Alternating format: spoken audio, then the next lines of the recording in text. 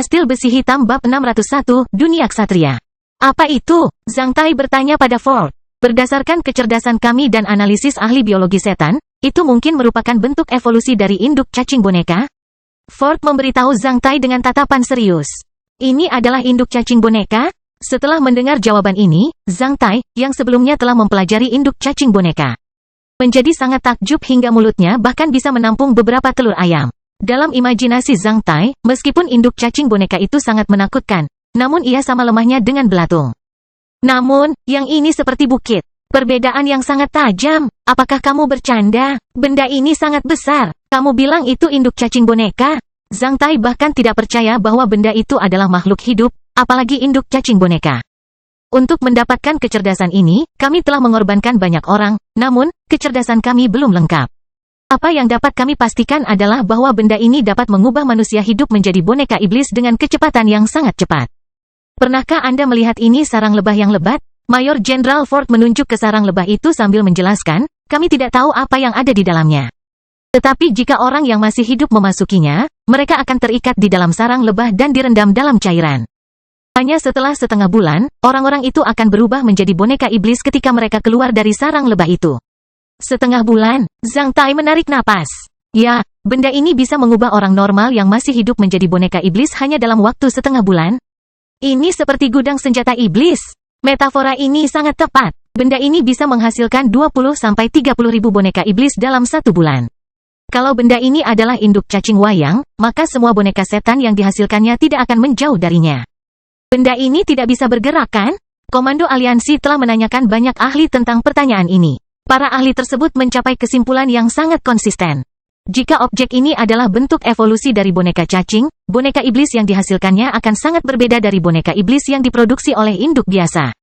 Boneka cacing. Boneka cacing dari boneka cacing rata-rata akan bertarung di dekat cacing boneka induknya, jarak bergerak mereka terbatas meskipun mereka dapat meninggalkan cacing boneka induknya. Pada dasarnya, boneka cacing akan selalu mengikuti induk cacing boneka tersebut. Namun, boneka iblis yang diciptakan oleh benda itu mungkin bisa bertarung sendirian meskipun mereka berada jauh dari benda ini. Mereka bahkan mungkin tidak bergantung pada benda itu sama sekali. Kami tidak tahu detailnya, tapi kami bisa memastikannya bahwa iblis tidak akan menghasilkan tumpukan boneka iblis yang hanya bisa bergerak di zona terbatas. Mayor Jenderal Ford menjelaskan. Zhang Tai terdiam selama beberapa detik sebelum bertanya, apa yang diinginkan oleh Komando Aliansi agar saya lakukan? Komando Aliansi ingin memastikan apakah terdapat banyak objek semacam itu di utara Titanic Douchi dan jumlah korps boneka iblis yang dihasilkan oleh objek tersebut. Intelijen ini akan memberikan pengaruh yang lebih besar pada situasi perang di teater Selne. Operasi. Mayor Jenderal Ford menjelaskan dengan sangat serius. Dari mana kamu mengambil foto ini? Objek di foto berasal dari kota Federasi Viginia di utara zona yang ditempati oleh setan. Kota itu berbatasan dengan laut. Kami memperoleh beberapa informasi intelijen yang tidak lengkap di dekat laut setelah mengorbankan banyak orang. Sekarang, itu sangat sulit mendapatkan informasi intelijen tentang zona yang ditempati oleh setan.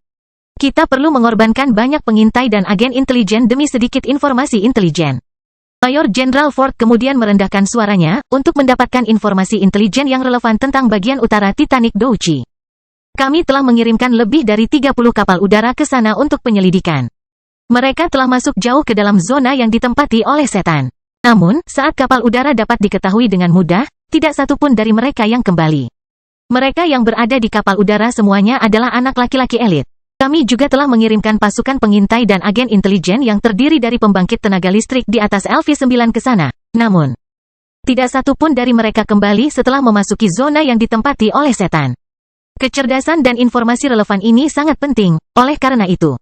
Karena status khusus Zhang Tai, dia tidak perlu mengikuti bimbingan siapapun di teater operasi Selne, oleh karena itu, Komando Aliansi hanya bisa menegosiasikannya dengan Zhang Tai, alih-alih mengirimkan perintah. Saya menerima tugas ini. Setelah berpikir selama beberapa detik, Zhang Tai mengatakannya dengan lugas. Mayor Jenderal Ford langsung tampak santai, apakah Anda punya persyaratan? Ya, tentu saja, pernah. Zhang Tai tersenyum ke arah Lan Yunxi. Setelah menyadari sesuatu, Lan Yunxi memelototinya. Apa itu? Saya hanya punya satu persyaratan. Tolong beri saya setidaknya pengetahuan budidaya rahasia tingkat Viscon. Zhang Tai berkata terus terang. Mayor Jenderal Ford tidak menyangka bahwa Zhang Tai dapat mengajukan persyaratan seperti itu. Setelah terdiam beberapa detik, dia melirik Lan Yunxi. Setelah itu, dia berpikir sejenak sebelum perlahan mengangguk, saya tidak bisa menjanjikan Anda, tapi saya bisa melaporkan kebutuhan Anda kepada atasan.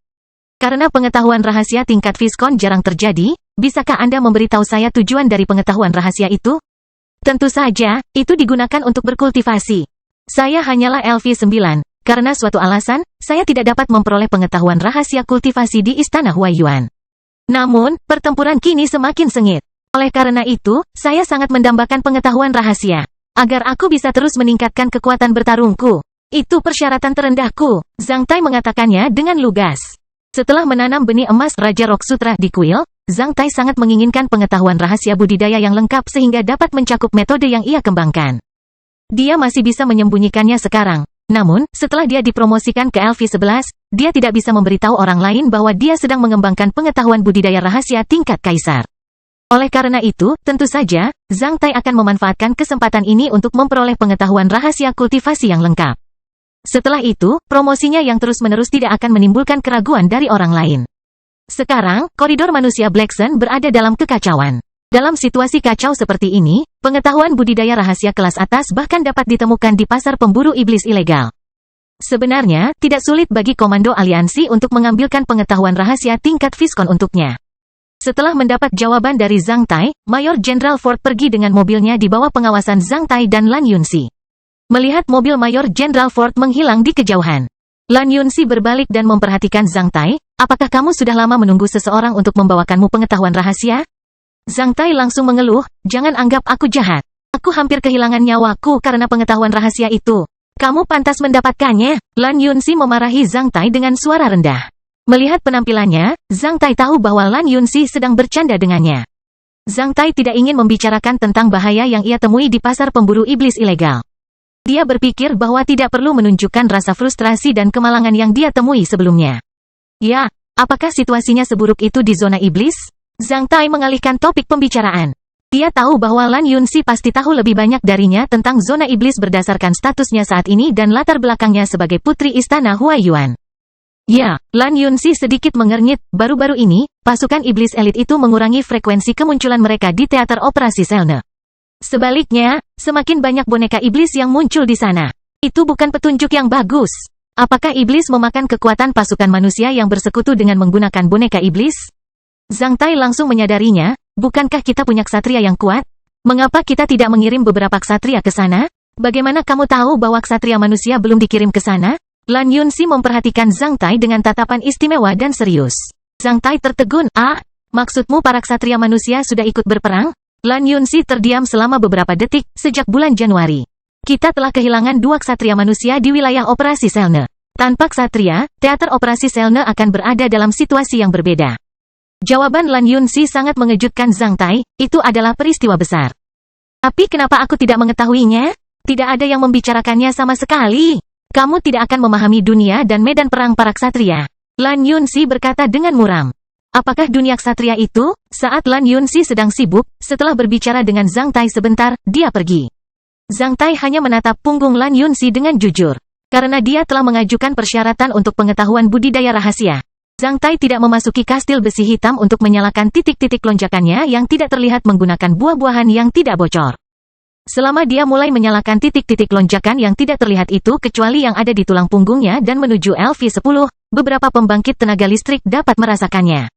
Mereka mungkin ragu, tidakkah Anda menginginkan pengetahuan budidaya rahasia setelah LV9? Bagaimana Anda mulai mengolahnya sebelum Anda mendapatkannya?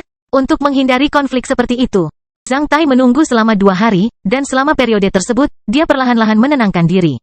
Sementara itu, dia sedang mempersiapkan tugas berbahaya yang diatur oleh Komando Aliansi. Dalam persiapannya, hal yang paling diminati Zhang Tai adalah pesawat layang baru yang dirancang dan diproduksi oleh Republik Horen.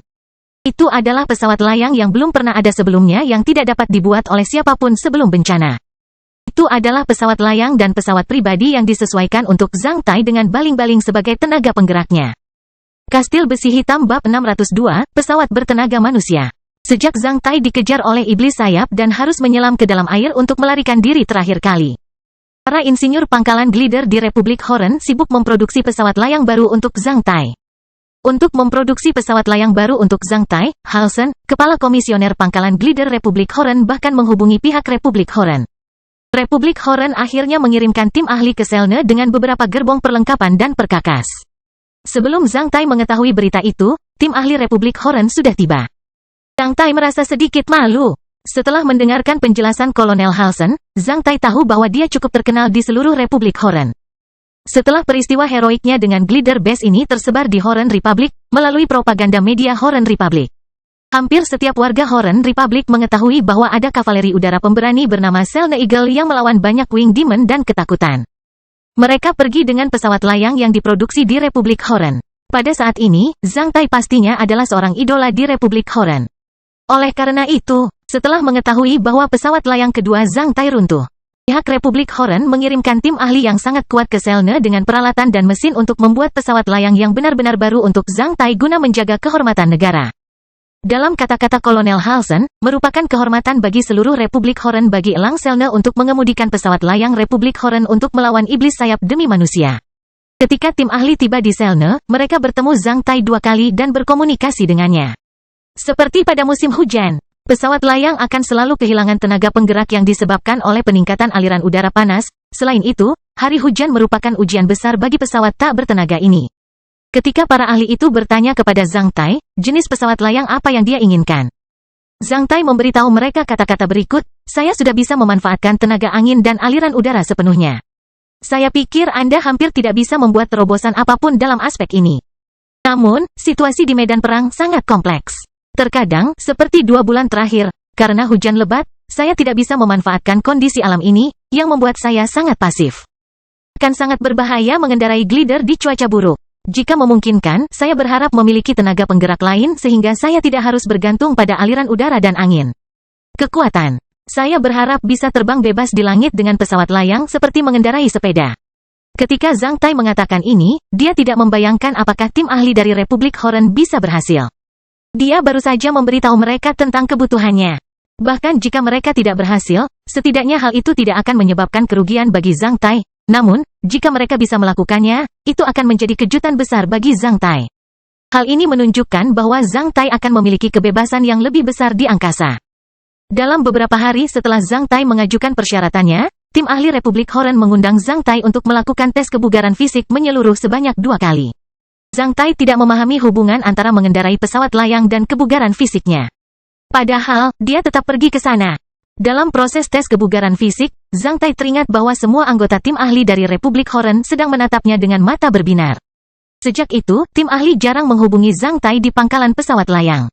Hingga baru-baru ini, Zhang Tai diberitahu bahwa pesawat layang baru telah diproduksi. Mereka ingin dia memeriksanya. Pada tanggal 7 Oktober pangkalan glider Republik Horen, Zhang Tai muncul kembali di gudang pesawat layang di pangkalan, di mana dia melihat pesawat layang yang benar-benar baru yang telah membawa puluhan insinyur profesional Republik Horen selama 1 bulan. Pesawat layang itu tampak agak mirip dengan Windtalker 2, namun, perbedaan mencolok antara keseluruhan pesawat layang dan Windtalker 2 adalah pesawat ini memiliki baling-baling bersayap ganda di kepalanya. Ketika Zhang Tai memasuki kokpit, dia menemukan bahwa tata letak dan perangkatnya telah berubah total. Pedal kemudi di bawah kakinya telah digantikan oleh aktuator seperti pedal kaki sepeda. Ada juga beberapa perubahan pada lift.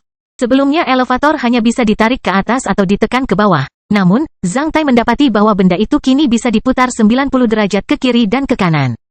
Masih ada satu lagi batang dorong di bawah elevator yang belum jelas fungsinya. Kecuali semua perubahan tersebut, pesawat layang tersebut tetap mempertahankan ciri-ciri klan Zhang. Yaitu tempat duduknya dapat dilipat, masih ada 2 pegangan cekung di kiri dan kanan kokpit yang bisa diangkat dengan tangan. Selain itu, penutup bagian bawah kokpit masih bisa digeser. Zhang Tai melihat sekeliling di kokpit. Dia tidak sabar untuk menginjak sepasang pedal kaki. Dia ingin melihat efeknya. Sangat sulit bagi rakyat jelata untuk menggerakkan sepasang pedal kaki itu, yang lemah itu hanya bisa menggerakkan pedal beberapa kali. Namun, bagi Zhang Tai, hal itu semudah orang biasa menginjak pedal sepeda. Saat pedal digerakkan, kedua baling-baling di kepala pesawat layang mulai berputar, menimbulkan suara wuthering. Zhang Tai secara bertahap berakselerasi sementara baling-balingnya melaju kencang. Zhang Tai kemudian menemukan seluruh pesawat layang mulai meluncur ke depan. Ketika pesawat layang itu sedang berlari di dalam gudang, sebuah keinginan terlintas di benak Zhang Tai. Zhang Tai menggerakkan kemudi ke kanan, menyebabkan pesawat layang itu meluncur ke arah kanan. Zhang Tai menggerakkan kemudi ke kiri, menyebabkan pesawat layang itu meluncur ke arah kiri. Zhang Tai menjadi sangat bersemangat. Dia akhirnya mengerti bagaimana pendapat para ahli itu. Sekarang dia bisa mendorong pesawat layang ke depan di tanah, dia juga bisa mendorongnya ke depan dengan baling-baling di langit. Zhang Tai melompat keluar dari kokpit dengan ekspresi gembira. Bagaimana caramu membuatnya? Apa yang Anda katakan kepada kami memberi kami pencerahan dan inspirasi yang luar biasa. Setelah berpikir dengan hati-hati, kami meminjam ide perancangan pesawat sebelum bencana. Kami menggunakan seperangkat roda gigi pengubah kecepatan dan rantai untuk menyalurkan tenaga yang dihasilkan dengan menginjak pedal ke baling-baling di bagian depan pesawat layang sehingga pesawat layang ini dapat memiliki kemampuan seperti pesawat manusia purba sebelum bencana. Ia dapat memperoleh tenaga penggerak ekstra jika tidak dapat memanfaatkan peningkatan aliran udara dan tenaga angin. Terima kasih, kamu sungguh hebat. Pesawat layang ini dirancang dan diproduksi khusus untuk Anda. Desain seperti itu tidak cocok untuk pengemudi pesawat layang pada umumnya karena mereka mungkin tidak memiliki cukup kekuatan untuk mempertahankan penerbangan jangka panjang seperti Anda. Apakah Anda ingat tes kebugaran fisik yang telah kami lakukan untukmu? Kami menemukan kakimu sangat kuat. Selain itu, kekuatan fisik dan daya tahanmu sangat bagus. Jika kekuatan kakimu diubah menjadi tenaga mesin, kakimu mungkin setara dengan mesin berkekuatan 20 tenaga kuda. Ini mengingatkan kita pada desain ini. Kakiku bisa bekerja seperti mesin berkekuatan 20 tenaga kuda, apa maksudnya? Rakyat jelata yang belum menyalakan titik api hanya bisa menghasilkan 1 tenaga kuda per menit. Dalam 10 menit, rakyat jelata hanya bisa meledakkan paling banyak setengah tenaga kuda. 20 tenaga kuda itu seperti Anda berbaring dengan kaki mengangkat benda seberat 1.500 kg setinggi 1 meter, 1 detik. Selain itu, Anda dapat mengulangi proses ini. Ini bukan ledakan simultan, ini adalah kekuatan yang konstan dan berulang. Berbicara tentang ledakan, banyak orang dapat dengan mudah mengangkat benda seberat 1.500 kg setinggi 1 meter dalam 1 detik dengan kaki. Namun, hanya sedikit orang dapat mengulangi proses ini dalam waktu setengah jam atau 1 jam. Wah, begitu, Zhang Tai langsung memahaminya. Ia tidak menyangka kakinya bisa menandingi mesin berkekuatan 20 tenaga kuda. Itu membuatnya bangga pada dirinya sendiri karena itu adalah kemampuan spesial. Bisakah saya langsung terbang ke angkasa dengan menginjak pedal ini? Meskipun kami telah menetapkan fungsi bantuan untuk menjalankan pesawat layang dengan menginjak pedal. Hal itu memerlukan kekuatan yang tinggi. Namun, saat Anda terbang di angkasa, itu akan berbeda. Selama Anda memiliki cukup kekuatan untuk melakukannya. Menjaga agar baling-baling tetap berjalan setidaknya 800 putaran per menit, Anda dapat membuat pedal memberikan tenaga penggerak yang konstan untuk pesawat layang ini. Hal ini memberikan kinerja penerbangan dan manipulatif yang sangat baik pada pesawat layang ini tanpa bergantung pada iklim. Kami merasa bahwa pesawat layang ini pantas disebut pesawat bertenaga manusia, bukan pesawat layang. Pesawat bertenaga manusia, kedengarannya sangat menarik.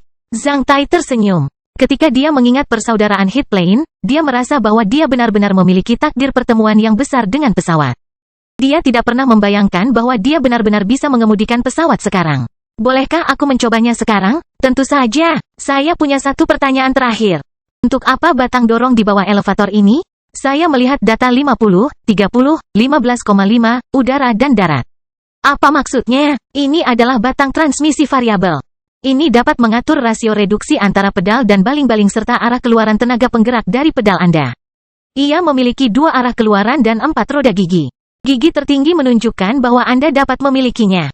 Baling-baling pesawat bertenaga manusia berputar 50 putaran dengan menginjak pedal 1 putaran. Demikian pula, gigi bawah menunjukkan bahwa Anda dapat membuat baling-baling pesawat bertenaga manusia ini berputar 30 putaran dengan menginjak pedal 1 putaran.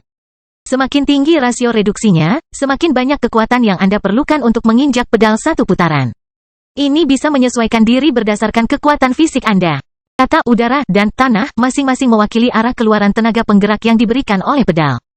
Udara mengacu bahwa dengan menginjak pedal Anda dapat memberikan tenaga penggerak pada baling-baling sedangkan kata tanah mengacu bahwa dengan menginjak pedal Anda dapat memberikan tenaga penggerak pada roda tanah dan membuatnya tetap berjalan di tanah seperti mengendarai sepeda. Setelah beberapa menit, ketika Zhang Tai benar-benar memahami bagaimana pesawat bertenaga manusia ini dimanipulasi, pesawat bertenaga manusia ini didorong ke landasan pacu. Ketika Zhang Tai kembali ke kokpit, dia langsung mendorong batang transmisi variabel dan mengarahkannya ke kata ground. Setelah itu, dia mulai menginjak pedal dengan paksa. Tanpa daya cengkeram traktor, kali ini Zhang Tai hanya mengayuh pedal seperti sedang mengendarai sepeda, sehingga menyebabkan glider tersebut berlari semakin kencang di landasan. Akhirnya, ia meninggalkan landasan dan terbang ke angkasa. Setelah terbang ke angkasa, Zhang Tai mengarahkan persnelingnya ke angka 50. Setelah itu, ia mulai menginjak pedal dengan cepat, hingga menyebabkan baling-balingnya berputar sangat cepat. Akhirnya, tanpa bantuan tenaga angin dan peningkatan aliran udara, Zhang Tai membuat pesawat layang bertenaga manusia itu terbang di udara seperti pesawat dengan kakinya. Sulit sekali menggambarkan perasaan mengendarai pesawat bertenaga manusia ini di udara. Jika dia mengendarai pesawat layang biasa, dia harus memperhatikan tenaga angin dan arah aliran udara. Namun, dengan mengendarai pesawat bertenaga manusia ini, Zhang Tai merasa benar-benar bebas. Zhang Tai merasa ini lebih seperti sepeda di udara. Selama dia punya kekuatan, dia hanya perlu terus menginjak pedal untuk terbang bebas di angkasa. Saat berada dalam penerbangan bebas, Zhang Tai dapat mengendarainya seperti mengendarai pesawat layang di aliran udara yang meninggi sehingga ia dapat beristirahat dan memulihkan kekuatan fisiknya. Namun, ketika tidak ada aliran udara yang dapat digunakan, Zhang Tai dapat mengendarainya sesuai keinginannya dengan menginjak pedal, apapun cuacanya. Jika Zhang Tai bisa menginjak pedal untuk menjalankan baling-baling di aliran udara, Zhang Tai menemukan bahwa ia dapat meningkatkan kecepatan terbangnya setidaknya 20–30%. Dengan pesawat bertenaga manusia di tangannya, Zhang Tai menjadi lebih percaya diri dalam menyelesaikan tugas itu. Kastil Besi Hitam Bab 603, Sutra 5 Elemen Tampak Tanah. Ketika Zhang Tai dengan mantap mendaratkan pesawat bertenaga manusia tersebut, banyak orang yang mengerumuninya secara bersamaan.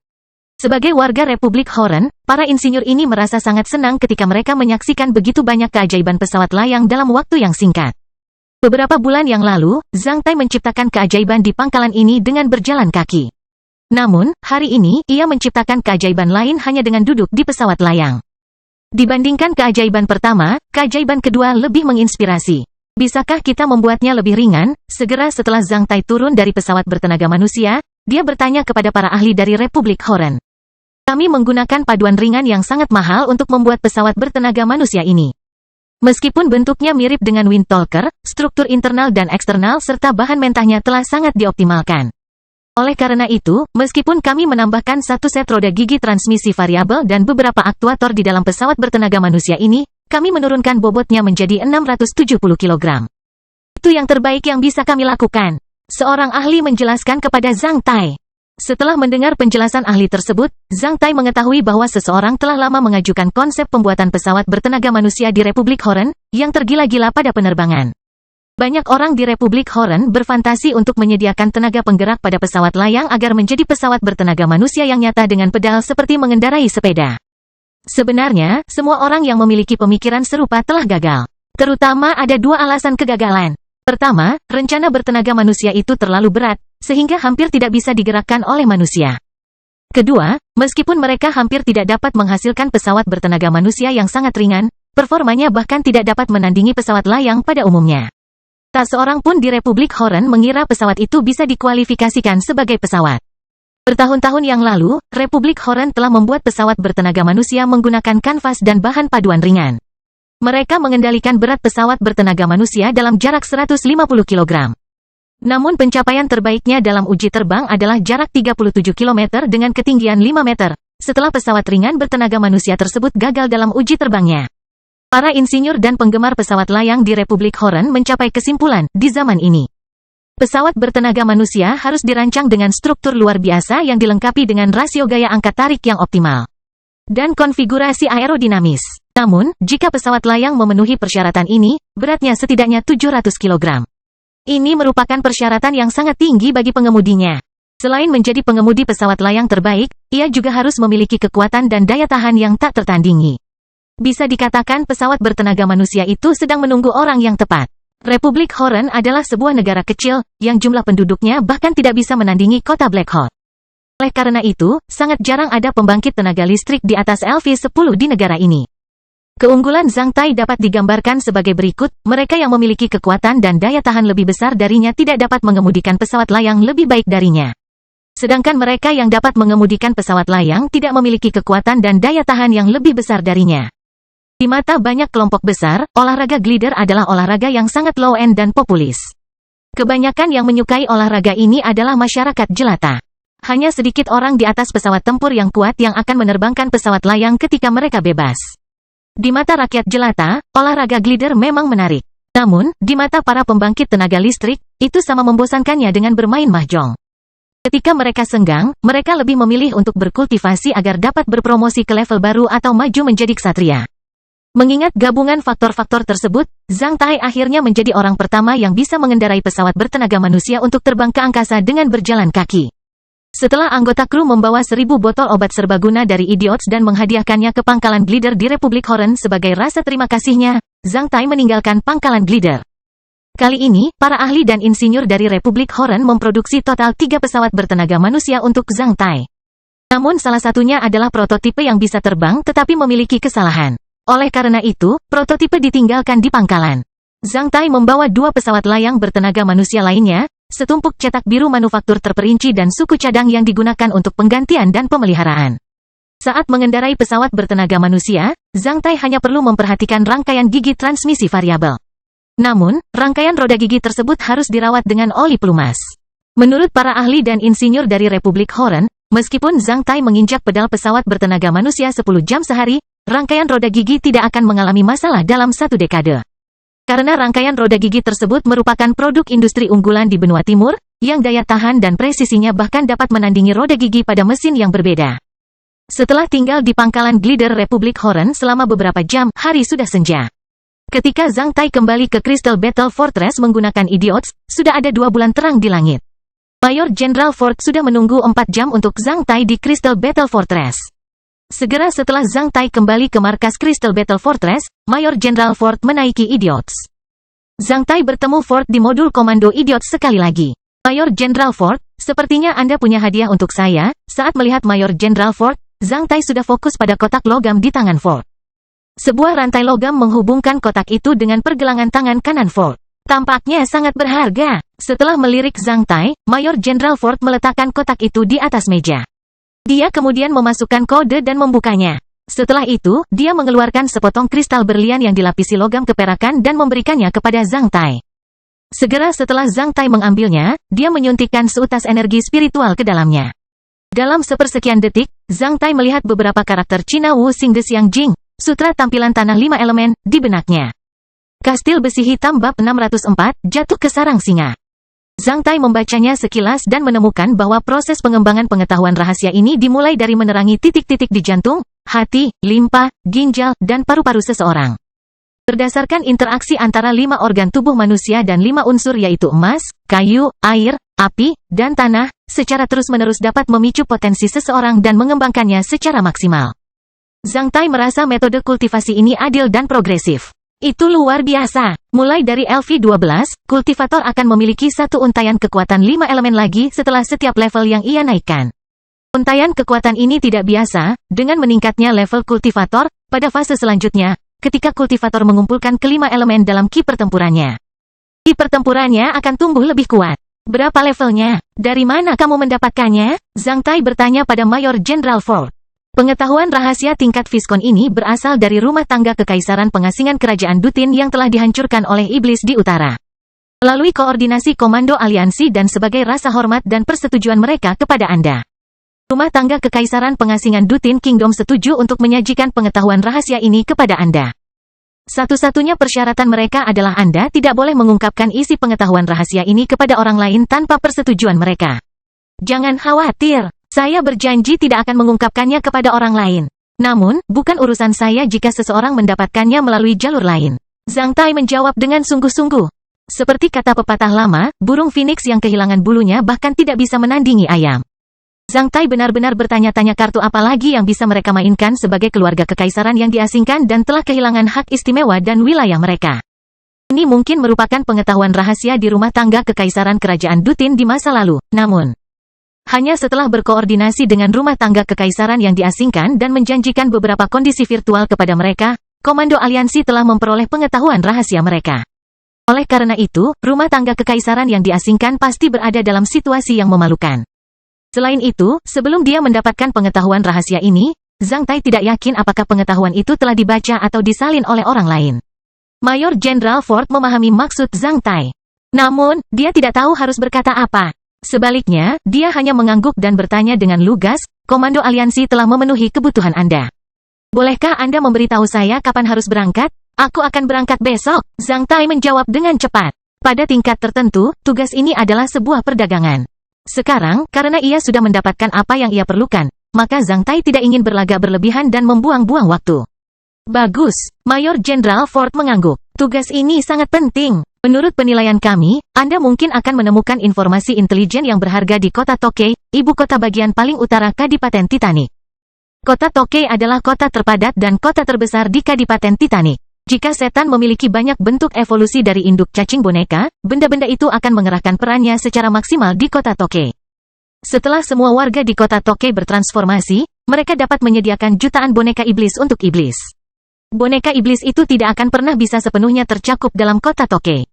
Saya akan melihat-lihat di kota Tokyo. Semoga beruntung. Mayor Jenderal Ford bangkit dari kursinya. Kedua orang itu kemudian saling berjabat tangan. Ketika Mayor Jenderal Ford pergi, Zhang Tai bermain-main dengan pengetahuan rahasia itu selama beberapa saat sebelum tersenyum kecil dan melemparkannya ke dalam kastil besi hitam. Mungkin pengetahuan budidaya rahasia tingkat Viscon yang lengkap sudah sangat berharga. Namun, bagi Zhang Tai, karena sekarang dia bisa mengolah Raja Rock Sutra. Semua pengetahuan rahasia lainnya di bawah tingkat Kaisar akan kehilangan ketertarikannya padanya. Dengan pengetahuan rahasia tingkat Viscon sebagai penyamarannya, Zhang Tai tidak akan menemui hambatan dalam mengembangkan Sutra Raja Rock.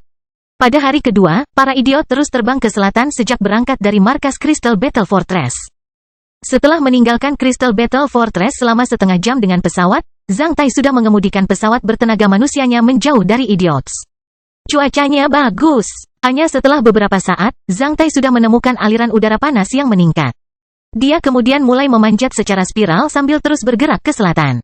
Setelah mencapai puncak pegunungan besar di selatan, dengan bantuan aliran udara kuat yang dibawa oleh pegunungan, Zhang Tai memasuki stratosfer sekali lagi. Setelah itu, dia mengubah arahnya dan mulai terbang ke utara menuju Kadipaten Titanic. Di stratosfer, Zhang Tai menginjak pedal untuk membuat baling-baling berputar lebih cepat. Dengan kekuatannya yang mengerikan, kecepatan baling-balingnya hampir bisa mencapai di atas 3000 r/meter. Dengan memanfaatkan kecepatan tinggi tersebut, pesawat bertenaga manusia ini dapat mempertahankan kondisi penerbangan stabil di stratosfer dengan kecepatan tinggi tanpa harus menurunkan ketinggiannya. Selama periode tersebut, Zhang Tai dapat merasakan performa manipulatif sempurna dari pesawat tersebut. Ketika dia meninggalkan Crystal Battle Fortress, Zhang Tai bahkan tidak mengucapkan selamat tinggal pada Lan Yunxi. Meskipun ini adalah tugas penting dan dia mungkin menghadapi bahaya, dia akan menghadapi bahaya setiap kali dia melaksanakan tugas tersebut. Sejak dia datang ke teater operasi Selne, dia telah melaksanakan banyak tugas berbahaya seperti ini. Jika dia harus mengucapkan selamat tinggal kepada Lan Yunxi setiap kali sebelum dia akan melaksanakan tugas, dia akan merasa sangat membosankan, bukan untuk menyebutkan Lan Yunxi. Perang mungkin mengubah banyak hal. Sebelumnya, Zhang Tai menganggap melupakan hidup atau mati saat berada di medan perang adalah sebuah tindakan yang membual dan berlebihan. Bagaimana mungkin seseorang tidak peduli dengan hidupnya sendiri? Namun, ketika dia benar-benar berada dalam lingkungan seperti itu, dia akhirnya mengerti bahwa itu tidak berlebihan, itu sangat nyata. Saat Anda mati rasa, Anda akan merasa bosan memikirkan banyak hal. Tentu saja, Anda akan mengabaikan hidup atau mati Anda. Zhang Tai menyadari bahwa ketika seseorang mempertimbangkan hidup atau mati di medan perang, itu seperti memikirkan apakah orang di depannya akan melawan angin atau tidak. Selalu ada risiko membosankan yang harus Anda hadapi. Namun, dalam banyak kasus, hal itu sebenarnya tidak berada di bawah kendali Anda. Tidak ada gunanya Anda membuang-buang waktu. Saat ini, Zhang Tai tidak merasa bahwa tugas ini akan banyak mengubah dirinya. Setelah mendapatkan pesawat bertenaga manusia, Zhang Tai bahkan merasa bahwa bahaya yang dihadapinya akan lebih sedikit. Dia mulai lebih percaya diri dalam menyelesaikan tugas. Sebelum memasuki wilayah udara Kadipaten Titanic, Zhang Tai selalu memikirkan adegan itu. Lelaki tua yang anggota tubuhnya telah dipotong menyaksikan boneka-boneka iblis menggerogoti anggota tubuhnya. Jika dia tidak memasuki ruang bawah tanah hari itu, orang tua itu mungkin juga akan mati pada akhirnya. Namun, dia tidak akan mati dengan menyedihkan di depan Zhang Tai. Oleh karena itu, Zhang Tai merasa bersalah terhadap lelaki tua itu. Di saat yang sama, dia sangat membenci klan Snell. Zhang Tai berpikir bahwa setelah menyelesaikan tugas ini dan berpromosi ke LV-10, dia akan mengubah penampilannya dan mencari kesempatan untuk menyelinap ke wilayah klan Snell. Dia harus membuat klan Snell gelisah. Mungkin dia tidak bisa memusnahkan klan Snell saat ini, tapi dia setidaknya bisa membuat masalah bagi mereka dan membuat mereka gelisah. Setelah memasuki wilayah udara Kadipaten Titanic, Zhang Tai memulihkan ketenangannya saat dia menaruh perhatian besar pada tugas ini. Karena ini adalah tugas besar, Zhang Tai tidak berani melakukan kesalahan apapun. Karena berada di stratosfer, Zhang Tai bisa menyembunyikan pesawat bertenaga manusianya dengan lebih baik. Ketinggian ini tidak dapat dicapai oleh iblis sayap LV-9 dan LV-10 manapun. Pesawat tersebut bahkan tidak dapat dengan mudah diamati dengan mata telanjang di darat. Untuk efek tersembunyi yang lebih baik, Zhang Tai meminta anggota kru Idiots mengecat bagian bawah pesawat ini dengan daya tarik yang sama dengan langit. Memanfaatkan hal ini, pesawat bertenaga manusia miliknya dapat bersembunyi sepenuhnya di langit. Dalam perjalanan melewati dataran Selne, Zhang Tai tidak bertemu dengan satupun iblis sayap, namun ia tidak menjadi santai. Setelah memasuki wilayah udara Kadipaten Titanic, Zhang Tai memilih rute yang telah direncanakan dengan baik. Dia berusaha menghindari daerah sensitif dan apakah dia mungkin bertemu setan sayap dalam imajinasinya, dia memilih rute yang relatif jauh untuk menuju kota Tokei, ibu kota Kadipaten Titanic. Setelah datang ke teater operasi Selne beberapa bulan lalu, Zhang Tai menjadi kurang tertarik pada pemandangan di bawah matanya. Setelah terbang selama 3 jam, ketika dia sampai di pedalaman Kadipaten Titanic, Zhang Tai bertemu dengan tim iblis sayap. Mereka terbang ribuan meter di bawah Zhang Tai dalam barisan titik-titik hitam. Untungnya, mereka tidak menemukan Zhang Tai. Setan sayap itu tidak pernah membayangkan bahwa pesawat manusia bisa terbang di stratosfer, menyebabkan terjadinya flyover. Zhang Tai terus mengubah arahnya. Ketika waktu sudah lewat jam 3 sore, setelah terbang sejauh lebih dari 2000 km, Zhang Tai akhirnya mencapai wilayah udara kota Tokei, ibu kota paling utara dari Kadipaten Titanic. Di kejauhan, Zhang Tai telah melihat benda-benda yang muncul di luar kota Tokei. Karena tingginya, Zhang Tai tidak yakin apa itu. Untuk melihatnya dengan jelas, Zhang Tai mengeluarkan teleskopnya dan melihat ke bawah. Dia melihat lusinan bukit daging seukuran piramida ditutupi sarang lebah di luar kota Tokei. Namun, sebelum Zhang Tai bisa melihatnya dengan jelas, perasaan krisis yang tiba-tiba membuat jantungnya berdebar kencang. Zhang Tai mengalihkan pandangannya dari teleskop saat dia melihat iblis bersayap ungu tua yang melaju ke arahnya dengan tatapan muram. Ungu tua, tingkat 12, mampu terbang di stratosfer, merinding langsung menyelimuti kulit kepala Zhang Tai. Kastil besi hitam bab 605, elang patah sayapnya. Krisis ini datang begitu tiba-tiba. Iblis sayap itu sudah berada 100 meter dari Zhang Tai ketika Zhang Tai melihatnya. Zhang Tai melepaskan 2 baut telapak tangan dan mengubah arah hampir pada saat yang bersamaan. Meskipun serangan telapak tangan menyebabkan dentuman sonik, serangan itu tidak berguna bagi iblis sayap LV-12. Mereka hanya bisa sedikit memperlambat kecepatan terbang iblis sayap sebelum dihindari oleh iblis sayap. Dalam sepersekian detik, Zhang Tai sudah berusaha sekuat tenaga untuk menginjak pedal secepat mungkin. Sementara itu, dia memerintahkan pesawat bertenaga manusia itu memotong aliran udara dingin ke bawah di sebelah kirinya dan menukik ke arah tanah. Zhang Tai mengerti bahwa dia tidak akan pernah bisa mengalahkan iblis sayap LV-12 di langit. Terakhir kali, dia dipermalukan oleh iblis bersayap LV-11, belum lagi iblis bersayap LV-12. Iblis sayap mengejarnya sambil mengeluarkan suara yang aneh dan menakutkan. Ketika Zhang Tai mulai menukik ke tanah dengan pesawat bertenaga manusia, iblis sayap itu sudah berada kurang dari 80 meter darinya. Duduk di kokpit, Zhang Tai mencondongkan tubuhnya sambil melemparkan baut telapak tangan ke belakang. Iblis sayap memblokirnya dengan garpu yang tampak aneh. Namun, dalam penundaan seperti itu, Zhang Tai didorong sejauh 10 meter. Pada saat kritis, Zhang Tai segera memulihkan ketenangannya ketika medan kota Tokei, ibu kota Kadipaten Titanic segera muncul di benaknya. Zhang Tai tahu bahwa dia hanya bisa menggunakan 3 aspek untuk melarikan diri, gunung, air dan pesawat bertenaga manusianya. Ada perbukitan bergelombang di sebelah timur kota Tokei. Aliran udara bergelombang yang banyak terbentuk di atas perbukitan karena medannya. Dalam aliran udara bergelombang yang meninggi, Zhang Tai bisa menggunakan keterampilan terbang unik untuk mendapatkan kecepatan yang jauh lebih besar daripada yang bisa dicapai dalam kondisi normal. Setelah terbang di atas perbukitan tersebut, terdapat sebuah danau besar yang jaraknya lebih dari 300 km di sebelah timur perbukitan. Danau itu memiliki panjang dan lebar sekitar 200 km. Namanya Danau Daun Bintang. Itu adalah danau air tawar terbesar di Kadipaten Titanic. Selama dia tiba di sana, dia akan memiliki peluang lebih besar untuk melarikan diri bahkan dengan mengorbankan satu pesawat bertenaga manusia. Meskipun Zhang Tai tidak bisa mengalahkan iblis sayap LV-12 di langit, dia tidak ada bandingannya di air. Dalam sepersekian detik, Zhang Tai telah menyelam dari ketinggian 10.000 meter hingga 3,000 sampai 4,000 meter. Melalui gesekan tajam dengan aliran udara, baling-baling yang melaju dengan cepat mengeluarkan suara aneh dan memekakkan telinga. Zhang Tai kemudian melepaskan beberapa baut telapak tangan lagi untuk memperlambat kecepatan iblis sayap itu. Namun, selama proses ini, iblis sayap itu mempersempit jarak menjadi 60 meter. Jika itu adalah pesawat layang yang dikendarai Zhang Tai mungkin telah ditangkap oleh iblis sayap itu. Kali ini, kekuatan pendorong ekstra yang dihasilkan oleh baling-baling pesawat bertenaga manusia menunda waktu penangkapan oleh iblis sayap untuk Zhang Tai.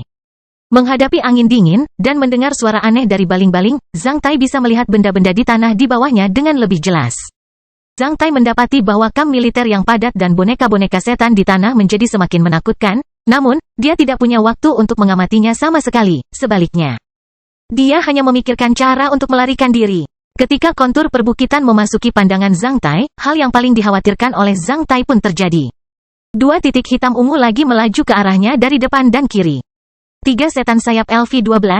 Apa-apaan ini? Sial, Zhang Tai langsung mengambil lembing standar dari rak senjata yang tergantung di salah satu sisi pesawat layang dan melemparkannya ke arah iblis sayap di belakangnya. Kekuatan lembing standar tidak akan pernah bisa ditandingi oleh baut palem. Hampir dalam sekejap, ia telah terbang sejauh 50 meter dan tiba di depan iblis sayap LV-12 itu. Iblis sayap LV-12 langsung memblokirnya dengan garpunya, menyebabkan suara yang sangat keras. Namun, iblis sayap itu juga terlempar mundur sejauh 10 meter sementara tubuhnya bergetar. Dengan cara ini, jarak antara Zhang Tai dan iblis sayap LV-12 diperluas hingga lebih dari 100 meter sekaligus. Iblis sayap LV-12 mengeluarkan suara aneh di udara, yang terdengar sangat marah dan memperingatkan dua iblis sayap lainnya tentang trik ini. Ketika lembing di kedua sisi kokpit hampir habis, Zhang Tai akhirnya membelah wilayah udara di atas perbukitan. 3 iblis sayap LV-12 menyelesaikan pengepungan mereka di atas bukit. Masing-masing dari 3 iblis sayap LV-12 berjarak kurang dari 100 meter dari Zhang Tai. Dalam jarak ini, tidak ada seorang pun yang dapat melarikan diri dari kepungan 3 monster sayap LV-12, tidak peduli apa yang dia kendarai, pesawat bertenaga manusia atau pesawat layang.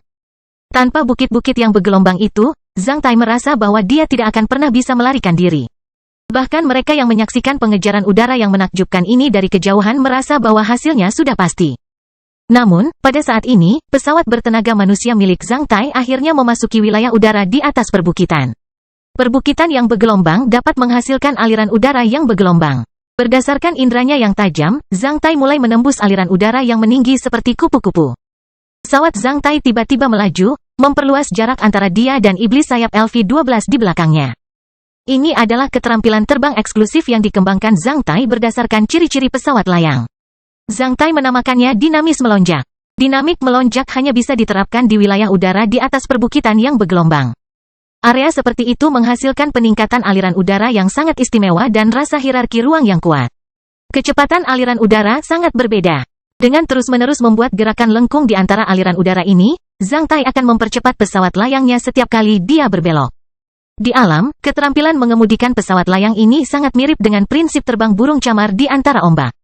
Perbukitan yang bergelombang itu seperti gelombang yang bergelombang karena dapat menghasilkan aliran udara yang bergelombang dengan kecepatan yang berbeda-beda. Ini adalah prinsip lonjakan dinamis.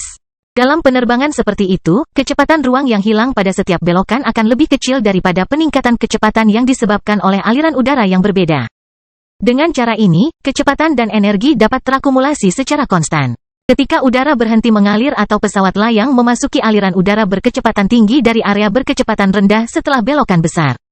Kecepatan gerak pesawat layang menurun dibandingkan dengan aliran udara, namun, itu meningkat dibandingkan dengan permukaan tanah. Setelah tikungan tajam lainnya, sebagian kecepatan yang meningkat hilang. Setelah memasuki aliran udara berkecepatan tinggi, ia memperoleh momentum sekali lagi.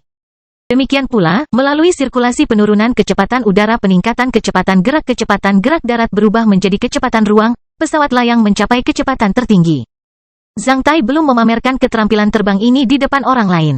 Hampir mustahil bagi pengemudi pesawat layang lainnya untuk merasakan perubahan dan lapisan aliran udara pada ketinggian ratusan meter saat dalam penerbangan berkecepatan tinggi.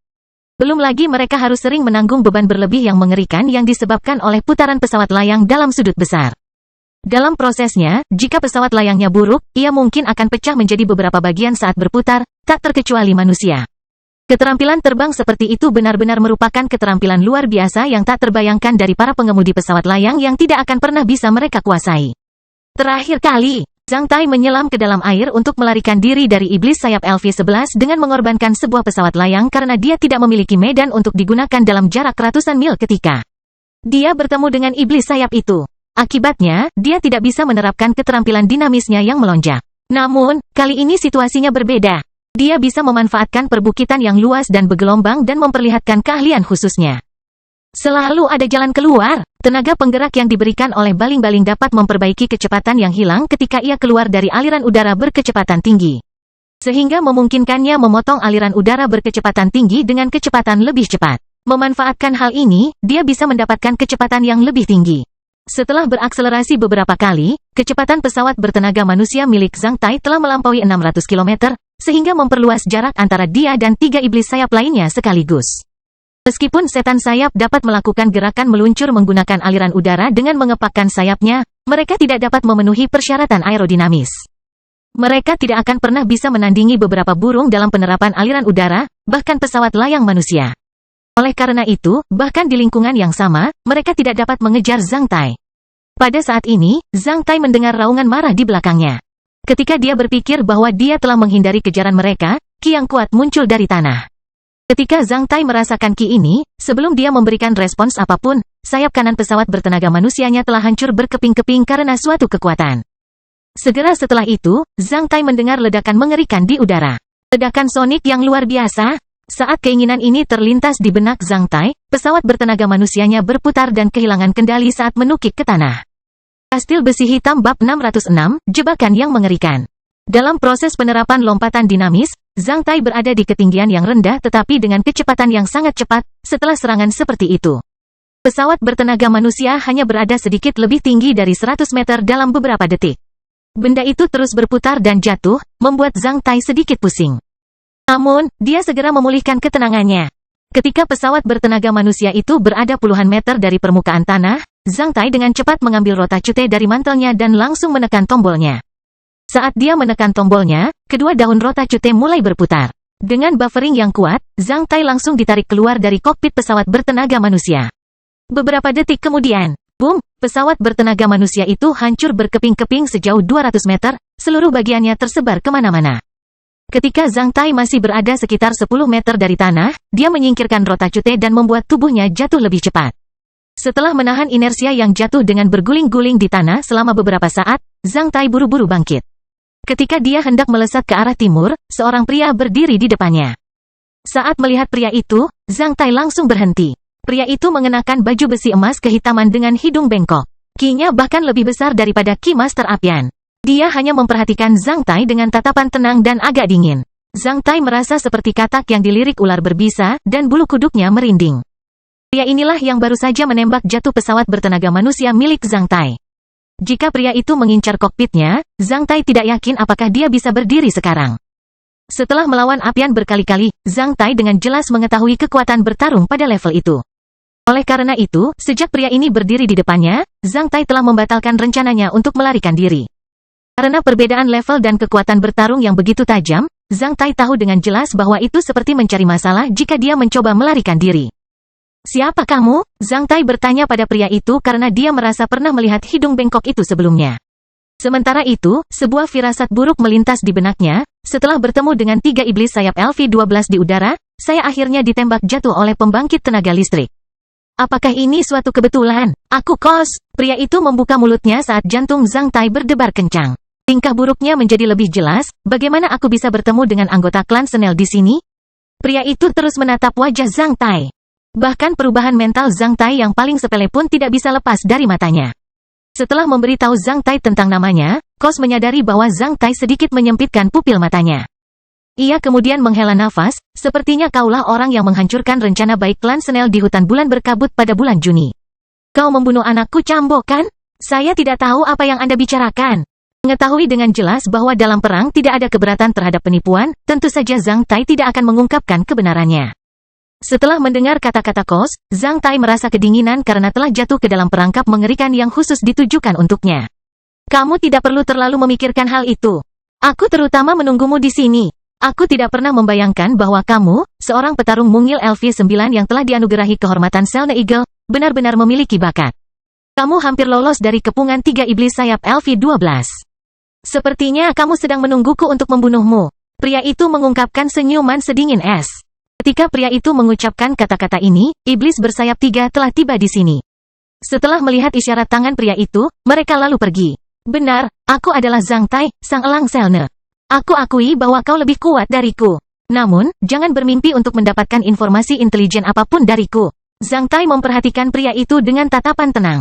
Pria itu tertawa terbahak-bahak sebelum melihat Zhang Tai sambil tersenyum sinis. Hahaha, apakah aku perlu mendapatkan informasi intelijen darimu? Kamu benar-benar mengira kami takut pada pasukan manusia yang bersekutu? Siapa yang mengirimmu ke sini? Apakah kamu sudah mulai melakukannya? Mengolah sutra tampilan tanah 5 elemen akhir-akhir ini? Apa yang kamu bicarakan? Zhang Tai akhirnya mengubah penampilannya. Aku hanya memberimu kesempatan untuk melihat dengan jelas siapa yang akan menjadi pemenang perang ini. Dalam beberapa detik, Zhang Tai mendengar suara pecah lainnya ketika beberapa orang muncul. Dan segera mengelilinginya. Orang-orang itu adalah elit muda klan Senel yang pernah dilihat Zhang Tai di ruang bawah tanah Misty Moon Woods. Saat melihat Zhang Tai, mereka seperti serigala kayu yang menatap kelinci putih kecil dengan tatapan kejam dan agresif. Zhang Tai melihat sekeliling dan menyadari bahwa dia tidak dapat melarikan diri kali ini. Oleh karena itu, dia terdiam dan ingin melihat trik apa yang ingin dimainkan oleh anggota klan Senel tersebut. Bawa dia kembali, Kos berkata sambil menunjuk ke arah Zhang Tai dengan jarinya, saat pertempuran Qi yang berkilauan melintas ke arah Zhang Tai. Karena Zhang Tai hanya berjarak 10 meter dari Kos, dia tidak punya waktu untuk menghindar. Karena sakit kepala, dia pingsan dan langsung jatuh ke tanah. Ayah, mengapa tidak membunuhnya demi kematian Cambo? Rouben bergerak satu langkah ke depan sambil menjilat bibirnya dan memperhatikan Zhang Tai yang terbaring di tanah. Pada saat yang sama, cahaya cerdas melintas di matanya. Biarkan dia tetap hidup. Dia masih berguna bagi klan Senel. Kami akan menghadapinya ketika dia tidak berguna. Apakah kamu takut dia melarikan diri saat ini? Kos berkata dengan dingin ketika semua elit muda klan Senel saling bertukar pandang dan mengangguk. Kos melambaikan tangannya. Skala lalu berjalan ke depan dan mengangkat Zhang Tai dengan satu tangan. Setelah itu, sekelompok orang melesat menuju kota Toke. Zhang Tai tidak tahu sudah berapa lama dia koma. Saat terbangun, ia hanya merasakan hangat dan nyaman sekujur tubuh seperti mandi air panas. Dia membuka matanya dan mendapati dirinya terbaring di tempat tidur yang besar dan nyaman. Apa yang ada di depan matanya adalah tirai nyamuk berwarna emas dan mulia dengan pinggiran panjang. Tempat tidurnya memiliki rasa rosemary yang samar. Apakah aku masih hidup? Setelah mengingat adegan terakhir sebelum dia kehilangan kesadaran, Zhang Tai langsung duduk di tempat tidur. Namun, semua yang ada di hadapannya membuat Zhang Tai bingung. Dia berada di kamar tidur yang cemerlang dan mulia. Tuan, kamu sudah bangun. Beberapa wanita cantik langsung mengerumuni ketika Zhang Tai duduk. Kastil besi hitam bab 607, daya tarik. Ini benar-benar alam mimpi. Bukankah aku pernah ditangkap oleh klan Senel? Seharusnya aku menjadi tawanan. Tapi kenapa mereka memperlakukanku seperti ini? Zhang Tai tidak akan merasa aneh jika dia berada di sel yang gelap. Namun, kamar tidur cemerlang ini sedikit mengejutkannya. Wanita-wanita itu telah mengganti pakaian untuknya. Zhang Tai mengabaikan mereka dengan tatapan tenang saat dia buru-buru memeriksa kondisi fisiknya. Ki pertempurannya telah disegel karena dia tidak bisa menerapkannya sama sekali. Dalam kondisi nyaman itu, dia tidak bisa menggunakan terlalu banyak tenaga. Ia merasa agak mengantuk untuk sementara waktu seperti yang ia rasakan sesaat setelah bercinta dengan wanita. Selain itu, di lautan pikiran, energi spiritualnya menjadi stagnan seperti genangan air yang membeku. Dia tidak bisa menggunakan energi spiritualnya sama sekali. Sebagai kesimpulan, Zhang Tai menyadari bahwa dia telah menjadi orang biasa. Bahkan prajurit LV3 LV4 bisa mengalahkannya.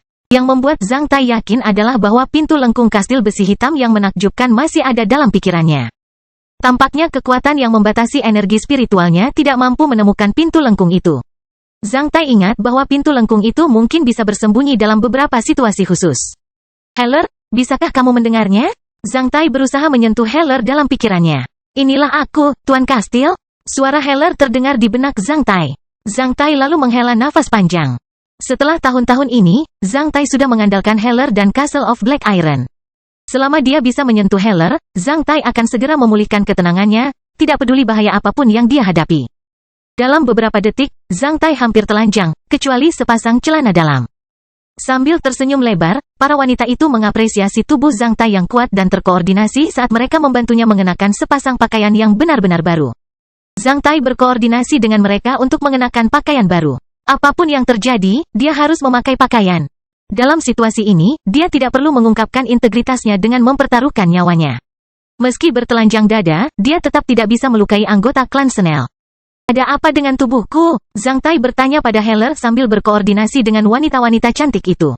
Tuan Kastil, kekuatan spiritual dan materialmu telah disegel dengan metode rahasia. FCK, ini kedua kalinya. Terakhir kali di hutan belantara es dan salju. Zhang Tai tahu bahwa situasi saat ini pasti jauh lebih berisiko daripada yang dia temui di hutan belantara es dan salju terakhir kali. Terakhir kali, lawannya adalah Olaura, namun, kali ini, lawannya adalah para Bestard dari Asosiasi Mata Tiga. Selama dia mengingat tumpukan tulang di ruang bawah tanah, dia akan tahu betapa menakutkan dan kejamnya klan Senel. Sekarang dia jatuh ke tangan bajingan ini, dia tidak akan mendapatkan hasil yang baik. Seberapa parah kali ini? Bisakah saya mengatasinya? Itu adalah dua metode rahasia yang berbeda. Terakhir kali, jarum peledak tulang adalah keahlian unik para pendeta di hutan belantara es dan salju. Energi utamanya berasal dari energi spiritual para pendeta. Jarum peledak tulang dapat menyegel kemampuanmu secara fisik dan secara mental. Selain itu, pelaksana juga dapat merasakan situasi Anda. Namun, kali ini, energi utama metode rahasia membawa atribut ki pertempuran. Ini adalah ki pertempuran yang kuat dari KOS, roh pertempuran LV-16. Energi itu dapat menyegel semua titik lonjakan yang telah Anda nyalakan. Oleh karena itu, Anda akan merasa bahwa Anda tidak menyalakan titik lonjakan sama sekali. Metode terakhir lebih langsung dan agresif daripada yang pertama. Namun, KOS tidak dapat merasakan situasi tubuh Anda. Setelah mendengar kata-kata Heller, Zhang Tai kembali menyalakan harapannya. Maksudmu aku bisa meredakan situasi saat ini? Tentu saja. Kalau begitu, bagaimana yang harus kulakukan? Tidak ada apa-apa. Tidak ada apa-apa. Zhang Tai menjadi kagum. Ya, sebenarnya, kamu tidak bisa mengubah segel ki pertempuran sama sekali, kamu hanya bisa menunggu kekuatannya melemah.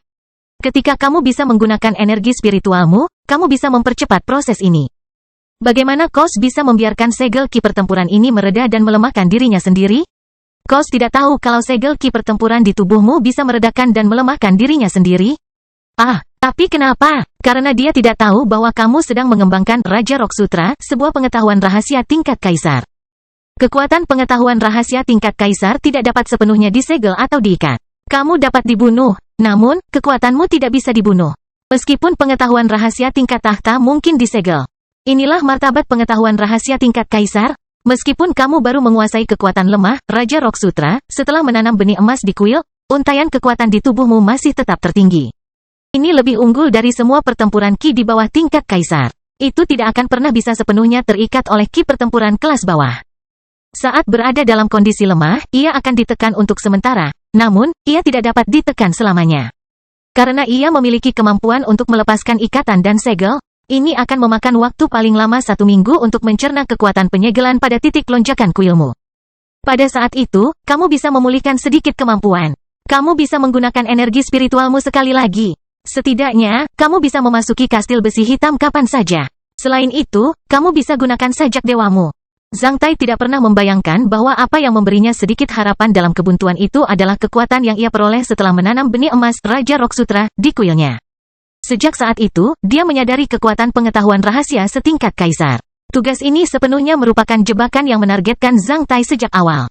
Hal ini didorong oleh klan Senel menggunakan kekuatan asosiasi tiga mata. Setelah menyadari bahwa asosiasi tiga mata dapat menjebaknya melalui komando aliansi, Zhang Tai merasa sangat kedinginan ketika dia menjadi kecewa dengan masa depan pasukan manusia sekutu di anak benua Wei.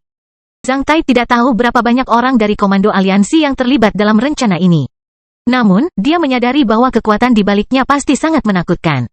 Seseorang dalam manajemen komando aliansi harus terlibat di dalamnya, mungkin lebih dari satu. Kekuatan asosiasi tiga mata benar-benar mengejutkan. Jika tidak membersihkan antek-antek asosiasi tiga mata dari pasukan manusia yang bersekutu, garis pertahanan manusia di wilayah operasi Selne cepat atau lambat akan runtuh. Tapi bagaimana aku bisa melakukan itu? Zhang Tai memaksakan senyum pahit. Kalau bisa, sudah lama dibersihkan. Melalui pertemuan ini, selain menyadari bahwa dirinya berada dalam dilema, Zhang Tai juga kehilangan kepercayaannya terhadap pengelolaan pasukan manusia sekutu. Namun, yang paling penting saat ini adalah bertahan hidup dan melarikan diri dari sini. Ketika Zhang Tai mengetahui situasi fisik dan mentalnya serta situasinya saat ini, dia sudah mengenakan sepasang pakaian baru. Berdiri di depan cermin, Zhang Tai memperhatikan orang yang mengenakan pakaian yang mulia dan pantas, lalu tersenyum dengan tenang, klan Selne pasti memanfaatkanku. Aku ingin melihat trik apa yang mereka mainkan. Di mana saya? Zhang Tai bertanya pada wanita-wanita itu. Tuan, Anda berada di kediaman Anda, sebuah rumah bangsawan di dekat Sunshine Avenue di kota Tokyo. Sebelum para wanita itu membuka mulut mereka, seorang laki-laki menjawab ketika dia masuk. Zhang Tai mendapati para pelayan wanita itu takut pada pria itu dan memberi hormat kepadanya dengan membungkuk hormat. Dua di antara mereka bahkan tidak berani mengangkat kepala karena tubuh mereka sedikit gemetar. Lelaki tua berjas swallowtail hitam itu tampak berusia 50-60 tahun. Dia tampaknya seorang pramugara, namun, dia terlihat sangat murung. Saat melihatnya, Zhang Tai teringat seekor serigala tua yang mulai kehilangan bulunya namun masih suka memakan daging manusia. Masih ada air di lantai. Apa yang aku ajarkan padamu sebelumnya? Saat dia memasuki ruangan, lelaki tua itu mengeluh sambil memelototi para pelayan wanita itu. Ketika mereka membantu Zhang Tai membersihkan tubuhnya tadi, air disemprotkan ke lantai. Mereka belum membersihkannya. Kami akan membersihkannya sekarang. Ketika seorang wanita hendak membersihkannya dengan sehelai handuk, wajahnya ditampar oleh lelaki tua itu dan terjatuh. Dia ingin menangis, namun dia tidak melakukannya dan buru-buru berdiri. Sambil menatap wanita-wanita itu, lelaki tua itu perlahan berjalan ke arah mereka dan menamparkan wajah mereka dengan ganas satu demi satu. Pada saat yang sama, dia mengajari mereka, jangan lupakan status kalian saat ini. Kalian bukan lagi wanita cantik di klan besar, sebaliknya, kalian adalah budak wanita di sini. Kalian harus menghargai kesempatan ini dan melakukan yang terbaik. Kalau aku khawatir, pikirkan tentang bagaimana para wanita itu menjadi budak berdarah atau memasuki kuburan. Maka kamu akan tahu bagaimana melakukannya. Karena sangat ketakutan, para wanita itu bahkan tidak berani mengangkat kepala, tidak ada yang berani mengeluarkan suara. Zhang Tai menyaksikan penampilan lelaki tua ini dengan tatapan dingin. Dia tahu bahwa lelaki tua ini yang memarahinya, bukan wanita-wanita itu. Namun, metode ini hanya berlaku untuk rakyat jelata. Anda telah menemukan penonton yang salah hari ini. Ayah ini telah memenggal puluhan ribu kepala setan. Tentu saja, aku tidak takut padamu. Siapa kamu? Zhang Tai bertanya padanya kapan lelaki tua itu menyelesaikan penampilannya. Tuan, saya Nafas, pelayan Anda. Lelaki tua itu membungkuk ke arah Zhang Tai dengan tatapan penuh hormat namun sombong. Dia memperhatikan Zhang Tai seperti sedang memperhatikan bawahannya dengan tatapan yang sedikit bercanda dan menghina, yang membuat Zhang Tai sangat tidak nyaman. Kamu memanggilku apa? Di bawah tatapan sombong lelaki tua itu, Zhang Tai menjadi lebih tenang. Menguasai, kamu adalah pelayanku? Ya, siapa bosnya di sini? Tentu saja, Tuan, sedikit lebih dekat, aku tidak bisa mendengarnya dengan jelas. Zhang Tai melambaikan tangannya ke arah tua itu. Ia maju satu langkah. Zhang Tai tiba-tiba bangkit dan menamparkan wajahnya dengan ganas, sehingga menimbulkan suara keras, pah.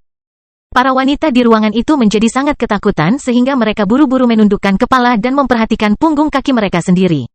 Lelaki tua itu tampak seperti orang idiot ketika bekas telapak tangan muncul di wajahnya. Setelah itu, dia memelototi Zhang Tai seolah dia akan memakannya. Pada saat yang sama, Qi-nya menjadi agresif. Zhang Tai menarik napas dingin ketika dia mengayunkan lengannya dan memperhatikan lelaki tua ini seperti sedang memperhatikan seekor anjing tua. Dia sama sekali tidak mempermasalahkan pandangan Nafas. Aku tidak menyangka wajah bajingan lamamu itu begitu keras. Aku tidak suka caramu menatapku barusan. Oleh karena itu, aku menamparmu untuk mengingatkanmu pada dirimu saat ini. Status. Anda harus mencari tahu mengapa klan Senel mengirim Anda ke sini. Apakah saya jelas? Segera setelah mendengar kata-kata klan Senel, lelaki tua itu kehilangan martabatnya seperti balon kempes. Dia menundukkan kepalanya saat dia menjadi patuh sekaligus. Kamu benar. Tuan, ini salahku sekarang? Apakah kamu tahu tentang kesalahanmu? Ya saya tahu, angkat kepalamu. Saat lelaki tua itu mengangkat kepalanya dan ingin memaksakan senyum. Dia ditampar oleh Zhang Tai sekali lagi. Dengan pah lainnya, sebuah cetakan telapak tangan muncul di pipi lain lelaki tua itu. Di saat yang sama, gumpalan darah langsung muncul di sudut mulut lelaki tua itu. Aku merasa kamu masih mengeluh padaku, bagaimana kalau sekarang? Zhang Tai memperhatikan Nafas sambil tersenyum. Nafas hampir mengertakkan gigi, tidak. Kamu sama sekali tidak tulus. Lihat ke cermin, kamu mengertakkan gigi seperti ingin menelanku. Setelah mengatakan ini, Zhang Tai menamparkan wajah Nafas sekali lagi. Kamu, Nafas menjadi sangat marah. Apakah kamu ingin melawanku? Ayolah, aku rasa kamu setidaknya adalah petarung LV6. Kamu pasti sudah mengumpulkan ki pertempuranmu. Aku tidak bisa mengalahkanmu sekarang. Apa yang kamu takutkan? Sambil mencibir, Zhang Tai langsung menendang perut bagian bawah Nafas, menyebabkan dia mundur beberapa langkah. Akibatnya, dia nyaris terjatuh. Meskipun ki pertempuran dan titik lonjakan Zhang Tai telah disegel, dia masih sekuat 20 anak muda yang sehat. Pramugara pasti merasa sangat sakit. Jika seorang petarung LV6 biasa tidak melawan, maka ia mungkin akan terluka, bahkan dibunuh oleh Zhang Tai. Kemarilah. Zhang Tai melambaikan tangannya ke arah Nafas sekali lagi. Orang tua itu berjalan menuju Zhang Tai dengan mata marah ketika Zhang Tai menamparnya sekali lagi. Kali ini, pergelangan tangan Zhang Tai dikepal erat oleh tua itu. Zhang Tai tidak melawan. Setelah tersenyum pada Nafas, Zhang Tai menjerit sedih, tanganku hampir dipatahkan oleh Nafas. Tolong, Nafas akan membunuhku. Setelah mendengar pekikan menyedihkan Zhang Tai, wajah Nafas langsung pucat. Seperti meraih tongkat besi yang membara, dia buru-buru melepaskan tangan Zhang Tai. Zhang Tai berhenti menjerit dan menamparkan wajah Nafas dengan ganas sekali lagi dengan tangannya yang lain. Baru setengah menit kemudian, wajah Nafas sudah bengkak seperti kepala babi. Melihat tatapan mata Zhang Tai yang sedingin es dan mengejek, Nafas akhirnya merasakan sedikit rasa takut di matanya. Dia akhirnya tahu bahwa singa tetaplah singa. Sekalipun terkunci, tetap tidak bisa digoda oleh serigala. Setelah menghajar Nafas beberapa saat, Zhang Tai akhirnya membiarkannya keluar dari sini. Setelah berjalan-jalan di sekitar rumah, Zhang Tai akhirnya memahami situasinya saat ini dia dijadikan tahanan rumah oleh Snail Clan. Di manor tempat dia dikurung, dia tidak melihat siapapun kecuali beberapa wanita, Nafas dan tim penjaga dengan tatapan dingin dan kekuatan bertarung yang kuat. Tak perlu dikatakan lagi, para penjaga dan Nafas sedang memantau dan mengendalikannya di sini. Selama dia tidak ingin meninggalkan istana ini, Zhang Tai menyadari bahwa perilakunya tidak dibatasi. Sama seperti master sejati di sini, dia memiliki pakaian yang cemerlang, makanan enak, dan banyak keindahan. Hampir semua tuntutannya bisa dipenuhi. Selain itu, ada ruang belajar di manor tempat dia bisa menikmati membaca. Menurut pepatah Tiongkok kuno, jika seseorang menunjukkan rasa hormatnya kepadamu, dia pasti membutuhkan bantuanmu. Aku sudah berada di bawah kendali klan Snail, tetapi mereka masih memperlakukanku dengan baik. Itu berarti mereka pasti menginginkan sesuatu daripadaku. Semakin banyak yang mereka inginkan dariku, semakin mereka bisa menahanku melakukan hal-hal berlebihan di sini. Karena aku masih hidup, aku harus berguna bagi mereka. Apa yang diinginkan klan Snail dariku? Zhang Tai tahu bahwa dia akan segera mendapatkan jawaban dari klan Snail. Zhang Tai benar. 3 jam setelah dia bangun, tokoh utama klan Snail telah tiba di rumahnya. Skala, meskipun mereka berada di dua kubu yang bermusuhan, Zhang Tai merasa Skala sedang mengunjungi seorang teman lama. Dia terlihat cukup santai. Di ruang tamu manor, Skala sendirian dengan pakaian kasual. Bagaimana kabarmu di sini? Apakah kamu terbiasa dengan tempat ini? Skala tersenyum, kami telah mengatur beberapa tindakan demi keselamatan Anda. Bagaimanapun, kota Tokei adalah ibu kotanya. Bisakah Anda memahami saya? Jika tidak menyaksikan bagaimana klan Snail dan orang ini memperlakukan manusia dengan kejam dan tanpa ampun, Zhang Tai mungkin tertipu oleh adegan ini. Jika tidak ada perang, ini memang tempat yang bagus. Hampir itulah yang saya inginkan. Zhang Tai menjawab dengan tenang. Perang ini tidak akan berlanjut selamanya. Negeri ini akan menyambut tatanan dunia baru. Aku setuju. Iblis dan klan Snail cepat atau lambat akan dimusnahkan. Aku sangat mengharapkan dunia dan ketertiban itu. Zhang Tai tersenyum. Skala memperhatikan Zhang Tai dengan tatapan serius. Namun, dia tidak kehilangan kesabarannya. Sebaliknya, dia menjawab sambil tersenyum, maukah kamu melihat-lihat bagian luar kota bersamaku? Lihat apa? Lihatlah apa yang ingin kamu lihat di kota Tokei. Mungkin setelah mengunjungi objek-objek itu, kamu akan berubah pikiran. Dan kami akan meletakkan landasan untuk kerja sama lebih lanjut.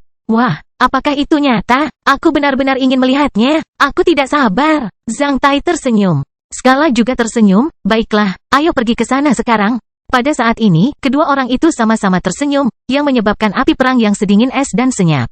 Setelah beberapa menit, Zhang Tai keluar dari istana dan naik ke mobil Skala. Mobil kemudian melaju keluar kota Tokei.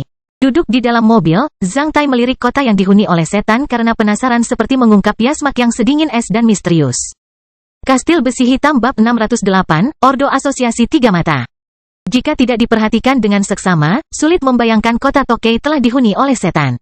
Sebagai ibu kota Kadipaten Titanic sebelumnya, tentunya kota Tokei sangat makmur. Setidaknya di mata Zhang Tai, kota ini jauh lebih makmur dibandingkan kota Black Hawk. Jalanan kota sangat luas, selain itu, bangunan di kedua sisi jalan sangat rapi dan khas. Patung dapat dilihat di mana-mana di kota. Saat itu sekitar jam 3 sore, waktu paling ramai di kota ini. Kedua sisi jalan kota dipenuhi orang-orang seperti itu di kota-kota manusia lainnya. Pemandangan di depan matanya sangat mengejutkan Zhang Tai selama beberapa detik.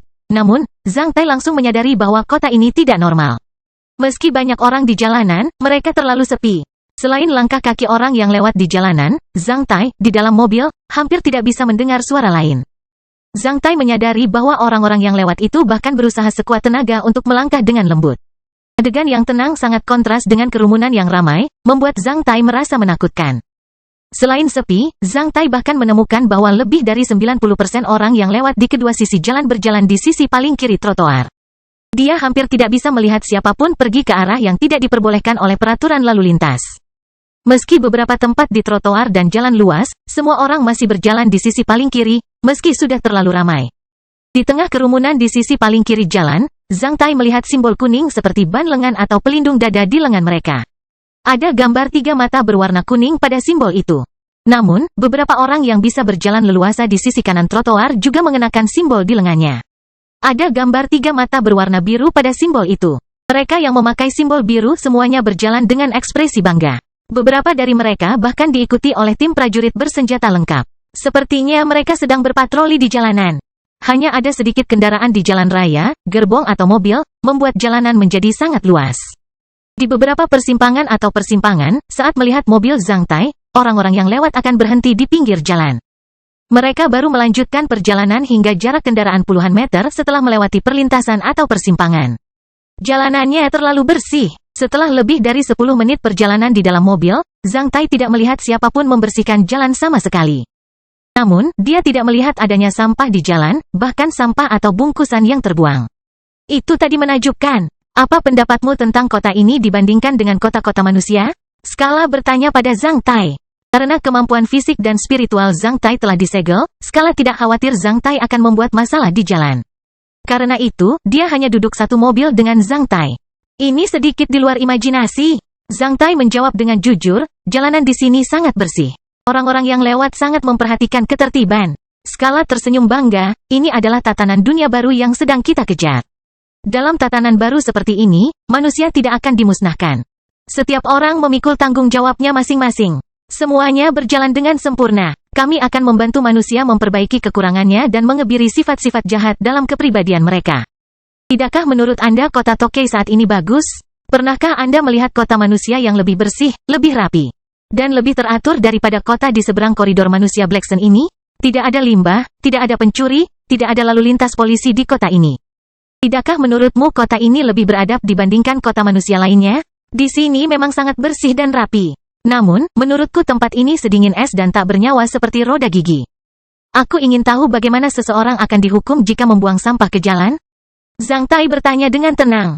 Skala mengedipkan matanya, jika seseorang membuang sampah di jalan atau tidak mengikuti peraturan lalu lintas, kami akan mengubah orang itu menjadi boneka setan. Setelah itu, dia akan tahu apa yang diperintahkan. Orang akan mati mengenaskan hanya karena membuang sampah sembarangan atau salah jalan? Zhang Tai menatap Skala dengan tatapan cermat. Beginilah cara Anda membantu manusia memperbaiki kekurangan mereka dan mengebiri sifat jahat dalam sifat mereka?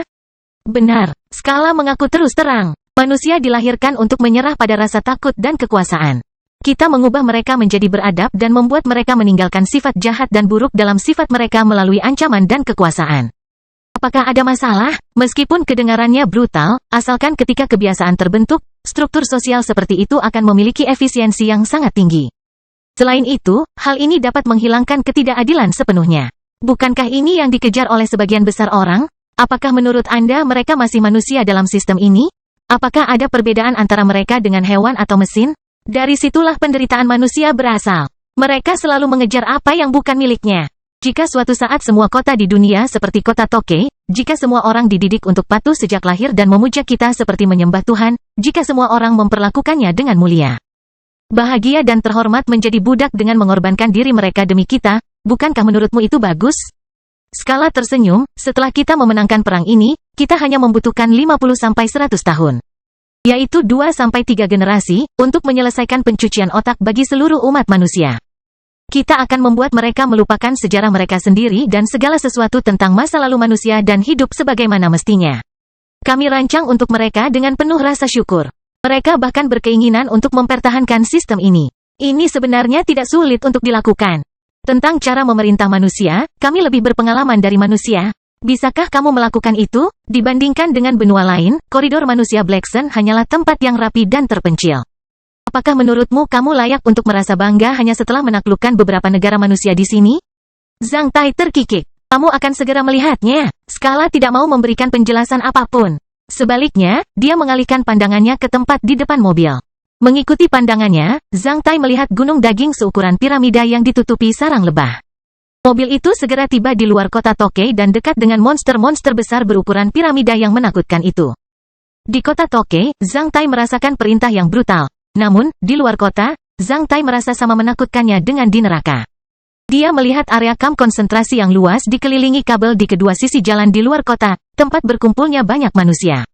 Sejumlah besar boneka iblis berkeliaran di dekat kabel. Sebagian besar kabelnya berwarna coklat tua aneh dengan darah segar. Banyak tengkorak manusia yang tergantung di kabel, membuatnya semakin menakutkan. Ketika mereka melewati kamp konsentrasi, Zhang Tai melihat beberapa orang memanjat keluar dari kabel meskipun banyak luka yang ditimbulkan. Dengan darah segar di mana-mana, dia berteriak keras karena ketakutan. Namun, dalam sepersekian detik, sebelum mobil melaju ke sana, sekelompok boneka iblis telah tiba di sana dan menekannya di pinggir jalan saat mereka mulai menggerogotinya seperti binatang buas. Setelah beberapa detik, Zhang Tai melihat banyak darah segar dan bagian tubuh orang itu berserakan di tanah. Beberapa boneka iblis yang sedang mengunyah sesuatu dengan mulut berdarah bahkan berbalik dan menatap Zhang Tai dengan tatapan muram saat mereka mengeluarkan raungan teredam 2 kali. Setelah melewati area kamp konsentrasi yang luas, Zhang Tai melihat kamp militer boneka iblis yang tak ada habisnya di alam liar. Dia sangat terkejut dengan banyaknya boneka setan. Mereka ada di mana-mana di kamp militer. Hanya sekilas, Zhang Tai memperkirakan setidaknya ada 2 juta boneka iblis di sana. Masih banyak lagi yang tidak bisa dia lihat. Mobil diparkir. Ada gunung daging seukuran piramida ratusan meter di depan mobil. Dalam jarak puluhan kilometer di belakang gunung daging, ada lusinan gunung daging lainnya. Tak perlu dikatakan lagi, Zhang Tai membuka pintu dan turun dari mobil. Saat dia turun dari mobil, dia mencium bau yang merangsang, yang datang dari gunung daging di depannya. Baunya seperti ikan mati yang dijemur di bawah sinar matahari, hampir menyebabkan Zhang Tai muntah. Karena saat itu siang hari dan dia begitu dekat, Zhang Tai akhirnya melihat dengan jelas objek di depannya. Di bawah sinar matahari, gunung daging di depan Zhang Tai bersinar halus, yang memberitahu Zhang Tai bahwa permukaan benda itu sangat basah. Rasanya seperti ikan lele yang dikeluarkan dari air. Karena ukurannya terlalu besar, Zhang Tai harus mengangkat kepalanya. Zhang Tai melihat lapisan tipis di luar sarang lebah terus-menerus pecah sementara cairan berwarna merah kecoklatan terus mengalir keluar dari rongganya. Sebelum semua cairan keluar dari rongga, boneka-boneka iblis yang ditutupi dengan cairan lendir berwarna merah marun telah keluar dari rongga-rongga itu dalam keadaan telanjang satu demi satu saat mereka mengeluarkan raungan yang.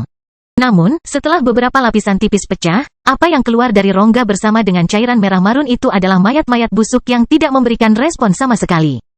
Saat mayat-mayat itu keluar dari rongga-rongga itu seperti sampah yang dibuang, gunung daging itu telah merentangkan beberapa bagian mulut besar yang menjijikkan seperti sosis dan menyedotnya kembali. Ada mulut besar berdarah yang tampak seperti pintu masuk kuburan di bawah gunung daging.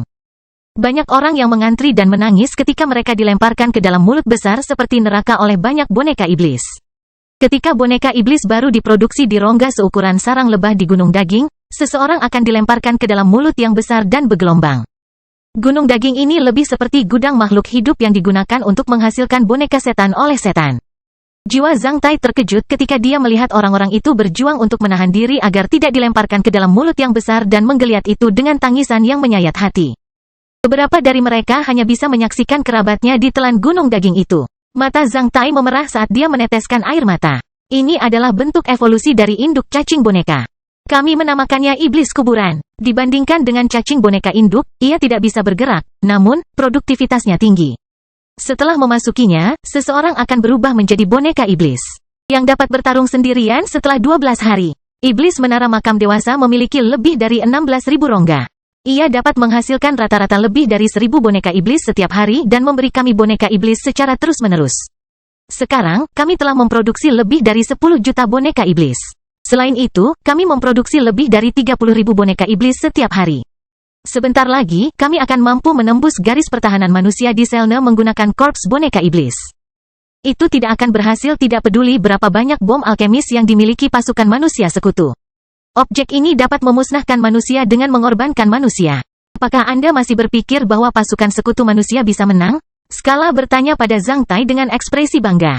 Persetan denganmu, Zhang Tai meraung sambil menikam Skala sekaligus. Itu adalah pisau perak yang digunakan untuk membuka amplop dari ruang belajar istana. Bilahnya hanya sepanjang 8 cm yang tidak tajam. Namun, ini adalah senjata terkuat yang dimiliki Zhang Tai saat ini. Zhang Tai benar-benar tidak tahan lagi. Jika kekuatan tempurnya tidak disegel, bahkan jika dia hampir mati, Zhang Tai juga akan berjuang untuk menggigit mulut daging dari Bestart Asosiasi Tiga Mata ini. Meskipun aku mungkin terbunuh, lalu kenapa? Aku harus bertarung demi manusia? Dasar bajingan. Zhang Tai langsung menunjukkan kepribadiannya yang tak kenal takut. Dia dengan cepat menusuk ke arah tenggorokan Skala tanpa mempedulikan pertahanannya sama sekali. Pisau hanya berguna jika menyerang tempat yang fatal. Skala hanya menatap Zhang Tai dengan tatapan menghina. Sebelum dia bertahan, seorang penjaga di sisinya telah mengulurkan tangannya dan menghantam Zhang Tai sejauh 10 meter. Kastil Besi Hitam Bab 609, Trik Klan Snell. Memuntahkan darah, Zhang Tai bangkit dari tanah. Setelah itu, dia mengambil pisau itu dan bergegas menuju skala sekali lagi. Namun, dia dikirim terbang mundur untuk kedua kalinya. Setelah mengulangi proses ini 4 kali, bahkan skala pun menjadi terharu. Setelah mengalahkan Zhang Tai untuk keempat kalinya, skala datang ke sisi Zhang Tai. Setelah berjongkok, dia dengan mudah mengambil pisau dari tangan Zhang Tai. Kau benar-benar tahan terhadap serangan. Aku mengagumi keberanianmu. Namun, tidak ada gunanya bagimu melakukan itu hanya untuk para paria itu. Aku tidak pernah membayangkan Selene Eagle adalah pemuda berdarah panas. Ho, ho. Skala menggosokkan pisaunya ke bubuk perak dengan tangannya dan menjatuhkannya serta tertiup angin. Terengah-engah, Zhang Tai memperhatikan Skala yang sedang berjongkok di depannya. Dengan latar belakang langit biru, Skala tampak agak buram. Zhang Tai tidak bisa mengenali apakah dia sedang senang atau marah. Setelah dipukul beberapa kali, meski tidak berakibat fatal, Zhang Tai masih merasa seluruh tulangnya akan roboh. Dia bahkan tidak memiliki kekuatan untuk bangkit dari tanah. Penjaga di samping Skala juga merupakan petarung kuat LV10, yang jelas tahu cara menghilangkan kemampuan bertarung seseorang dengan alasan menjaganya tetap hidup. Di luar imajinasi mereka, Zhang Tai bisa mengulangi proses yang sama sebanyak 4 kali. Apapun yang kau inginkan dariku, aku hanya bisa memberitahumu, jangan memimpikannya hal itu, bajingan, peh. Meski berada dalam dilema, sambil tergeletak di tanah, Zhang Tai tetap menjadi bahan ejekan yang menantang. Dia kemudian meludahkan air liur berdarah ke wajah Skala, ayah ini telah memenggal banyak kepala iblis. Saya tidak takut mati sama sekali. Saya tidak melakukan penyesalan apapun sejak saya lahir. Jika Anda ingin membunuh aku, lakukan saja. Setelah menghilangkan air liur berdarah dari wajahnya, Skala berdiri tanpa kehilangan kesabaran. Sebaliknya, ia hanya menatap Zhang Tai, aku mengira kau adalah orang yang cerdas. Aku tidak menyangka bahwa kau sama dengan para paria itu. Aku membawamu ke sini untuk memberitahumu bahwa manusia tidak mempunyai masa depan yang cerah. Setan-setan di kuburan kita telah mencakup semua negara di tempat yang lebih jauh di utara. Korps boneka iblis kami berkembang dengan kecepatan yang tak terbayangkan setiap hari. Setelah beberapa hari, korps boneka iblis akan menelan semua pasukan manusia seperti segerombolan belalang. Jika Anda terus berdiri pihak kami, kamu juga akan menjadi pemilik dunia baru di masa depan. Zhang Tai berjuang untuk duduk sebelum bangkit dari tanah dengan perasaan grogi. Setelah membersihkan noda darah di sudut mulutnya, Zhang Tai menjaga bahunya tetap tegak dan memperhatikan Skala, boneka iblis hanya bisa mengonsumsi kekuatan manusia tingkat rendah. Bahkan jika kamu memiliki cukup banyak boneka iblis, kamu hanya memiliki keuntungan sementara. Selain itu, ketika manusia memperkuat pertahanan mereka dan membersihkan ladang mereka, Anda mungkin memiliki lebih sedikit boneka iblis. Meskipun Anda telah meruntuhkan benua ini, itu tidak menunjukkan apapun. Karena ini hanyalah permulaan, itu tidak akan dapat menentukan hasilnya. Perang ini, jangan lupakan klan Tiongkok yang kuat dan negara Taixia yang terdiri dari orang-orang Tiongkok yang kuat di benua timur. Kau benar, ini memang hanya sebuah permulaan. Namun, permulaan yang baik menunjukkan setengah keberhasilan. Negara Tiongkok dan Taixia memang kuat. Namun, apakah menurutmu kita menunjukkan seluruh kekuatan kita di sini? Dalam beberapa saat tahun, api perang akan mencapai benua timur. Saat itu, kamu akan melihat siapa yang paling kuat. Zhang Tai tertawa terbahak-bahak, hahaha, apakah aku masih hidup pada saat itu? Apa menurutmu aku akan percaya pada kata-kata klan Snell? Kamu bisa menggunakan kata-kata seperti itu untuk menipu anak-anak, tapi bukan aku. Selama kamu tunduk pada resep obat serbaguna, kami bisa membuatmu tetap hidup. Di masa depan, kamu bisa mendapatkan semua yang kamu inginkan, tanpa memandang kekayaan, status sosial, wanita atau kekuasaan. Kamu bisa menjadi pemilik dari dunia baru di masa depan bersama kami. Jika Anda setuju, permusuhan antara Anda dan klan Snell akan hilang. Skala akhirnya mengungkapkan tujuannya. Zhang Tai mencibir. Zhang Tai tidak merasa kagum dengan kata-kata Skala. Ketika dia bangun pagi ini, Zhang Tai sedang memikirkan mengapa klan Snell memperlakukannya dengan sangat baik. Dia akhirnya mendapat 2 jawaban, obat serbaguna dan statusnya sebagai Selene Eagle. Klan Zen telah mengetahui bahwa aku bisa memproduksi obat serbaguna. Mungkin, para bangsawan dari Asosiasi Tiga Mata ini mengetahui informasi ini melalui saluran mereka sendiri. Itu tidak aneh sama sekali. Selain itu, setelah bertahun-tahun, sulit untuk katakan apakah pesan-pesan palsu yang dikeluarkan Istana Huaiyuan untuk menutupi statusnya sebagai produsen obat-obatan serbaguna masih efektif. Terlebih lagi, apakah aku bisa bertahan jika aku menyerahkan resep obat-obatan serbaguna? Meskipun Skala mencoba untuk menyeratkan padaku bahwa mereka akan menjanjikan kehidupan yang menyenangkan jika aku memberitahu mereka resepnya, jika aku benar-benar mempercayainya. Aku akan menjadi idiot. Trik Skala sudah lama digunakan oleh Donder, si gendut licik itu. Ini adalah keterampilan komunikatif yang sangat cerdas. Sebelum membuang topik sebenarnya, lawan akan menyesatkan Anda ke arah yang diharapkannya. Sejak awal, Scala atau seluruh klan Senel telah menyesatkan Zhang Tai bahwa jika dia setuju untuk bekerja sama dengan mereka, dia akan bertahan hidup. Mereka berharap bisa mematahkan keinginan Zhang Tai untuk melawan dan membuat Zhang Tai menuruti apa yang mereka inginkan. Zhang Tai yakin dia pasti akan mati selama klan Senel mendapatkan resep obat serbaguna. Kredit asosiasi mata tiga hanya berlaku bagi anggotanya sendiri. Mereka telah digunakan untuk mencapai target mereka dalam hal penipuan dan ancaman. Hal ini telah lama dibuktikan dalam sejarah. Oleh karena itu, demi kepentingan umum atau alasan egois, Zhang Tai tidak akan pernah menyerahkan resep obat serbaguna. Selain itu, resep obat serbaguna memang mengandung terlalu banyak rahasia. Oleh karena itu, Zhang Tai tidak akan pernah mengungkapkannya kepada para bangsawan asosiasi tiga mata ini. Melihat Zhang Tai begitu tegas, Scala tidak mengatakan apapun. Dia hanya melambaikan tangannya dan menyuruh seorang penjaga membawa Zhang Tai pergi. Mungkin kamu akan menyadari bahwa itu adalah cara paling bijaksana untuk bekerja sama dengan kami dalam beberapa hari. Sambil mengertakkan giginya erat-erat, Zhang Tai tidak berkata apa-apa. Zhang Tai kemudian dimasukkan ke dalam tahanan rumah di istana itu selama 2 hari. Selama periode tersebut, tidak ada seorang pun yang datang ke sini untuk menanyakan pendapatnya. Zhang Tai tidak tahu trik apa yang dimainkan para bastard klan Senel itu hingga hari ketiga. Kastil besi hitam bab 610 dibingkai. Apa yang ada di depan Zhang Tai adalah pengelak berwarna-warni. Di atas pengelak itu terdapat sebuah judul yang mengejutkan, Zhang Tai, Elang Selne menyerah pada klan suci dan membujuk pasukan manusia yang bersekutu untuk menyerah. Di bawah judul mengejutkan itu adalah perkenalan acara Zhang Tai tentang penyerahan diri kepada iblis beserta beberapa foto. Perkenalan itu sepenuhnya omong kosong, namun, foto-foto itu asli. Di foto pertama, Zhang Tai mengenakan setelan pakaian cemerlang dan duduk di mobil yang sama dengan Scala. Di foto kedua, Zhang Tai berdiri di sisi Scala dan menunjuk ke kejauhan. Foto ketiga adalah diagram distribusi garis pertahanan pasukan manusia sekutu di wilayah operasi Selne. Dalam 2 foto pertama, Zhang Tai sama sekali tidak terlihat dipaksakan karena sudut pandang fotografernya. Sebaliknya, dia terlihat akrab dengan Scala. Khususnya di foto kedua, berdiri bersama Scala, Zhang Tai sedang memperhatikan setan-setan di kuburan. Latar belakang buram pada foto ketiga adalah para tawanan manusia itu sedang mengantri untuk ditelan oleh setan menara kubur dengan cara yang menyedihkan. Foto itu mengingatkan pembaca bahwa Zhang Tai seperti pemimpin iblis seperti Scala, yang sangat kontras dengan tawanan manusia yang menyedihkan itu. Sejujurnya, meskipun Zhang Tai sudah lama tinggal di teater operasi Selne, dia belum melihat diagram distribusi garis pertahanan pasukan sekutu sejauh ini, karena itu rahasia. Namun, ada kalimat seperti itu, diagram distribusi garis pertahanan pasukan sekutu manusia ini adalah hadiah yang diberikan Zhang Tai kepada klan suci. Di keterangan foto ketiga, karena kekuatan tempur Zhang Tai telah disegel dan cincin kesadarannya telah diambil oleh klan Senel. Zhang Tai tidak tahu bahwa ada seseorang yang diam-diam mengambil foto dirinya menggunakan lensa telefoto dari jauh.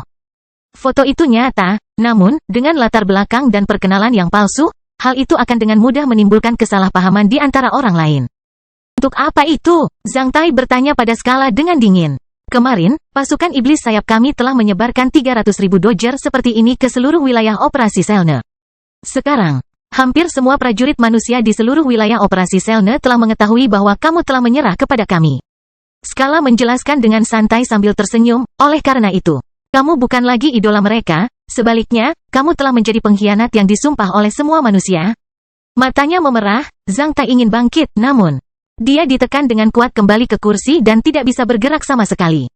Zhang Tai mengerti bahwa klan Senel telah merencanakan trik ini sejak awal. Baik resep obat serbaguna maupun statusnya sebagai Selne Eagle berguna bagi klan Senel. Para bangsawan ini telah berpikir untuk memanfaatkan Zhang Tai sepenuhnya sejak mereka menangkapnya. Tak perlu dikatakan lagi, selain 2 foto pertama, diagram tersebut harus dicuri dari pasukan manusia yang bersekutu oleh antek-antek asosiasi tiga mata. Namun, klan Senel menggunakannya untuk menjebaknya. Zhang Tai bahkan tidak punya kesempatan untuk menjelaskannya saat ini.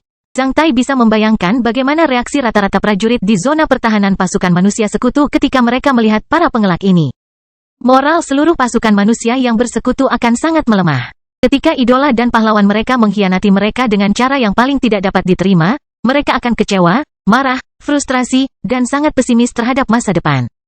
Mereka akan semakin meragukan arti tinggal di wilayah operasi Selne, bahkan menggoyahkan semangat tempur mereka. Ini memang tipuan yang kejam, yang mencegahnya kembali ke pasukan manusia sekutu dan memberikan pukulan telak kepada pasukan manusia sekutu. Trikmu tidak akan menjadi kenyataan. Pola berbahaya seperti itu tidak bisa menipu semua orang. Zhang Tai memelototi Skala. Skala tertawa terbahak-bahak. Kenapa kita harus menipu semua orang? Kita hanya perlu setengah, sepertiga, bahkan seperempat dari rata-rata prajurit di antara pasukan manusia sekutu untuk percaya pada jika sebagian orang mempercayainya, dan sebagian lagi tidak. Mereka akan mempunyai opini dan sikap yang sangat berbeda. Dengan demikian, mereka akan mengalami konflik dan perdebatan satu sama lain, moral pasukan manusia yang bersekutu akan melemah. Akibatnya, mereka tidak akan bersatu erat satu sama lain.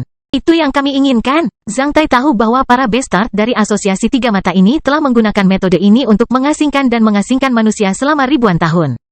Meskipun faktanya tidak dapat diterima, Zhang Tai harus mengakui bahwa para bajingan ini sangat pandai bermain trik. Mengetahui bahwa tidak ada gunanya tidak peduli seberapa banyak dia berdebat saat ini, Zhang Tai langsung menutup mulutnya. Skala memperhatikan Zhang Tai ketika dia sepertinya mengetahui apa yang dipikirkan Zhang Tai. Dia kemudian tersenyum. Bahkan jika kamu bisa kembali ke kamp dan markas pasukan manusia sekutu, tahukah kamu apa yang menunggumu? Kamu menghadapi interogasi yang paling kejam. Berdasarkan pengalaman dalam dua perang suci sebelumnya, selama kamu menghadapi interogasi seperti itu, masa depanmu di pihak manusia akan berakhir, tidak peduli apa hasil interogasinya. Kamu harus menyembunyikan dirimu selamanya atau membuktikan bahwa kamu setia kepada manusia di medan perang. Dengan mengorbankan nyawamu, mana yang lebih kamu pilih? Apa maksudmu aku tidak punya pilihan lain selain menyerah padamu? Zhang Tai bertanya dengan dingin. Benar, itulah niat kami. Setelah mengetahui situasimu saat ini, menurutku kamu akan membuat pilihan yang lebih bijak. Skala mengatakannya dengan lugas, kamu baru berusia 20 tahun. Ini usia yang sangat muda. Kamu belum memulai kehidupan sosialmu yang sebenarnya. Kekayaan, kekuasaan, dan keindahan semuanya menunggumu. Apakah kamu akan melepaskan semua ini? Pemenang perang ini adalah kami. Selama kamu menyerah kepada kami, kamu bahkan bisa bergabung dengan Asosiasi Tiga Mata dan menjadi salah satu dari kami. Setelah perang ini, kamu juga bisa menjadi pemilik dunia baru ini. Dan bukankah menurutmu itu bagus? Zhang Tai tiba-tiba tertawa terbahak-bahak. Saya harus mengakui bahwa Anda benar-benar hebat. Trik Anda memang mustahil untuk dilawan. Namun, Anda melewatkan satu poin. Anda sama sekali tidak tahu apa yang saya inginkan dan pedulikan. Apakah kamu pikir aku peduli dengan kehilangan kehormatan Selene Eagle? Lupakan saja. Kehormatan itu tidak ada yang serius bagiku. Selama orang-orang yang peduli padaku tidak percaya pada kata-katamu, aku tidak peduli apa lagi. Orang-orang memikirkanku. Ayah ini bukan Tuhan, aku tidak perlu memikirkan banyak hal. Kehormatan Selene Eagle tidak akan mempengaruhi saya sama sekali. Apa yang telah Anda menjebak saya juga tidak akan melukai saya. Saya hanya perlu mengikuti kata hati saya. Mengenai masa depan saya bahkan tidak perlu mengikuti perintah orang lain. Di Istana Huaiyuan, belum lagi tempat lain. Jika aku benar-benar bisa pergi dari sini, apakah menurutmu aku akan peduli jika masa depan sialan itu dihargai olehmu atau menyembunyikan diriku sendiri? Apakah menurutmu aku akan jatuh ke dalam perangkapmu sekali lagi dengan menghadiri interogasi sialan itu? Dengan melakukan ini, bahkan jika kamu benar-benar memisahkanku dari pasukan manusia yang bersekutu, kamu tidak akan menimbulkan beban mental sama sekali kepadaku. Nantinya, aku akan tetap melakukan apapun yang aku inginkan. Bahkan jika aku mendapatkan kembali kebebasanku, aku tidak akan bersiap untuk kembali ke pasukan manusia yang bersekutu. Aku juga tidak akan khawatir dijebak oleh para bajingan di pasukan manusia yang bersekutu. Sama seperti Zhang Tai yang tidak pernah membayangkan bagaimana mereka memainkan trik-trik itu. Skala juga tidak menyangka bahwa Zhang Tai, di usianya yang baru 20 tahun, bisa memiliki pemikiran transendental seperti itu. Di mata klan Senel, Zhang Tai memenuhi syarat sebagai elit dengan kehormatan besar di usia yang begitu muda. Orang-orang pada usia seperti itu biasanya paling peduli pada kehormatan, kekuasaan, dan status sosial. Namun, Zhang Tai sama sekali tidak mempedulikan hal itu. Sebenarnya, Zhang Tai bukanlah orang yang transendental, sebaliknya, dia bisa dengan mudah merasa puas. Saat remaja, ia hanya bermimpi menikmati hidup sambil berbaring di atas koin emas, ditemani oleh beberapa wanita cantik. Dia mengejar kekuasaan, namun, dia tidak tenggelam di dalamnya. Jika Zhang Tai terpesona oleh kekuasaan dan status sosial, maka ia seharusnya berada di hutan belantara es dan salju, bukan di teater operasi Selene. Oleh karena itu, iming-iming Skala tidak mempengaruhi Zhang Tai sama sekali. Lagi pula, aku tidak akan kekurangan uang dengan menjual obat-obatan serbaguna jika aku bisa keluar dari sini. Karena Linda, Beverly, dan Fiona sedang hamil, mereka akan mengikutiku selama sisa hidup mereka. Mungkin, aku bisa menikah dengan seseorang. Lebih banyak lagi di masa depan. Dengan cukup banyak wanita cantik di sisiku, bahkan jika aku mempunyai nasib buruk di masa depan, aku akan pergi ke benua timur dan menikmati hidupku. Seperti apa yang selalu mereka katakan, aku akan bertahan dan mati bersama dengan yang lain. Manusia di sana, Kehidupan itu adalah apa yang kuimpikan. Aku sama sekali tidak peduli dengan masa depan dan status sosial. Karena aku tidak bersalah, aku tidak peduli betapa destruktifnya tipuan klan Snell terhadap pasukan manusia yang bersekutu. Ini adalah perang suci antara manusia dan iblis. Kedua belah pihak melakukan yang terbaik untuk menghancurkan lawan, aku tidak perlu merasa bersalah atas perbuatan lawan. Terlebih lagi, aku adalah korban dari tipuan itu dan sudah melakukan semua upayaku untuk pasukan manusia yang bersekutu. Akhirnya, aku bahkan dijebak oleh para bastard dari Asosiasi Tiga Mata. Dalam pengelolaan pasukan manusia sekutu, saya tidak memiliki beban moral sama sekali. Jika pasukan manusia yang bersekutu dikalahkan, itu tidak ada hubungannya denganku. Dalam kata-kata Donder, itu adalah usaha bersama dari pasukan manusia yang bersekutu. Setelah memikirkannya, Zhang Tai menjadi santai, bukannya marah lagi. Dia kemudian menatap Skala seperti menonton orang idiot. Ini adalah pergulatan nyata antara dia dan klan Snell. Zhang Tai tahu bahwa jika dia ingin bertahan hidup, dia tidak boleh bersikap negatif. Sebaliknya, dia harus mengambil prioritas. Meski kehabisan pedang dan darah, itu menguji kemauan, kecerdasan, ketegasan, dan keberaniannya. Jika dia dikalahkan dalam salah satu dari 4 aspek di atas, dia akan mati. Setelah mendengar kata-kata Zhang Tai dan melihat senyuman aneh Zhang Tai, ekspresi Skala perlahan berubah menjadi dingin.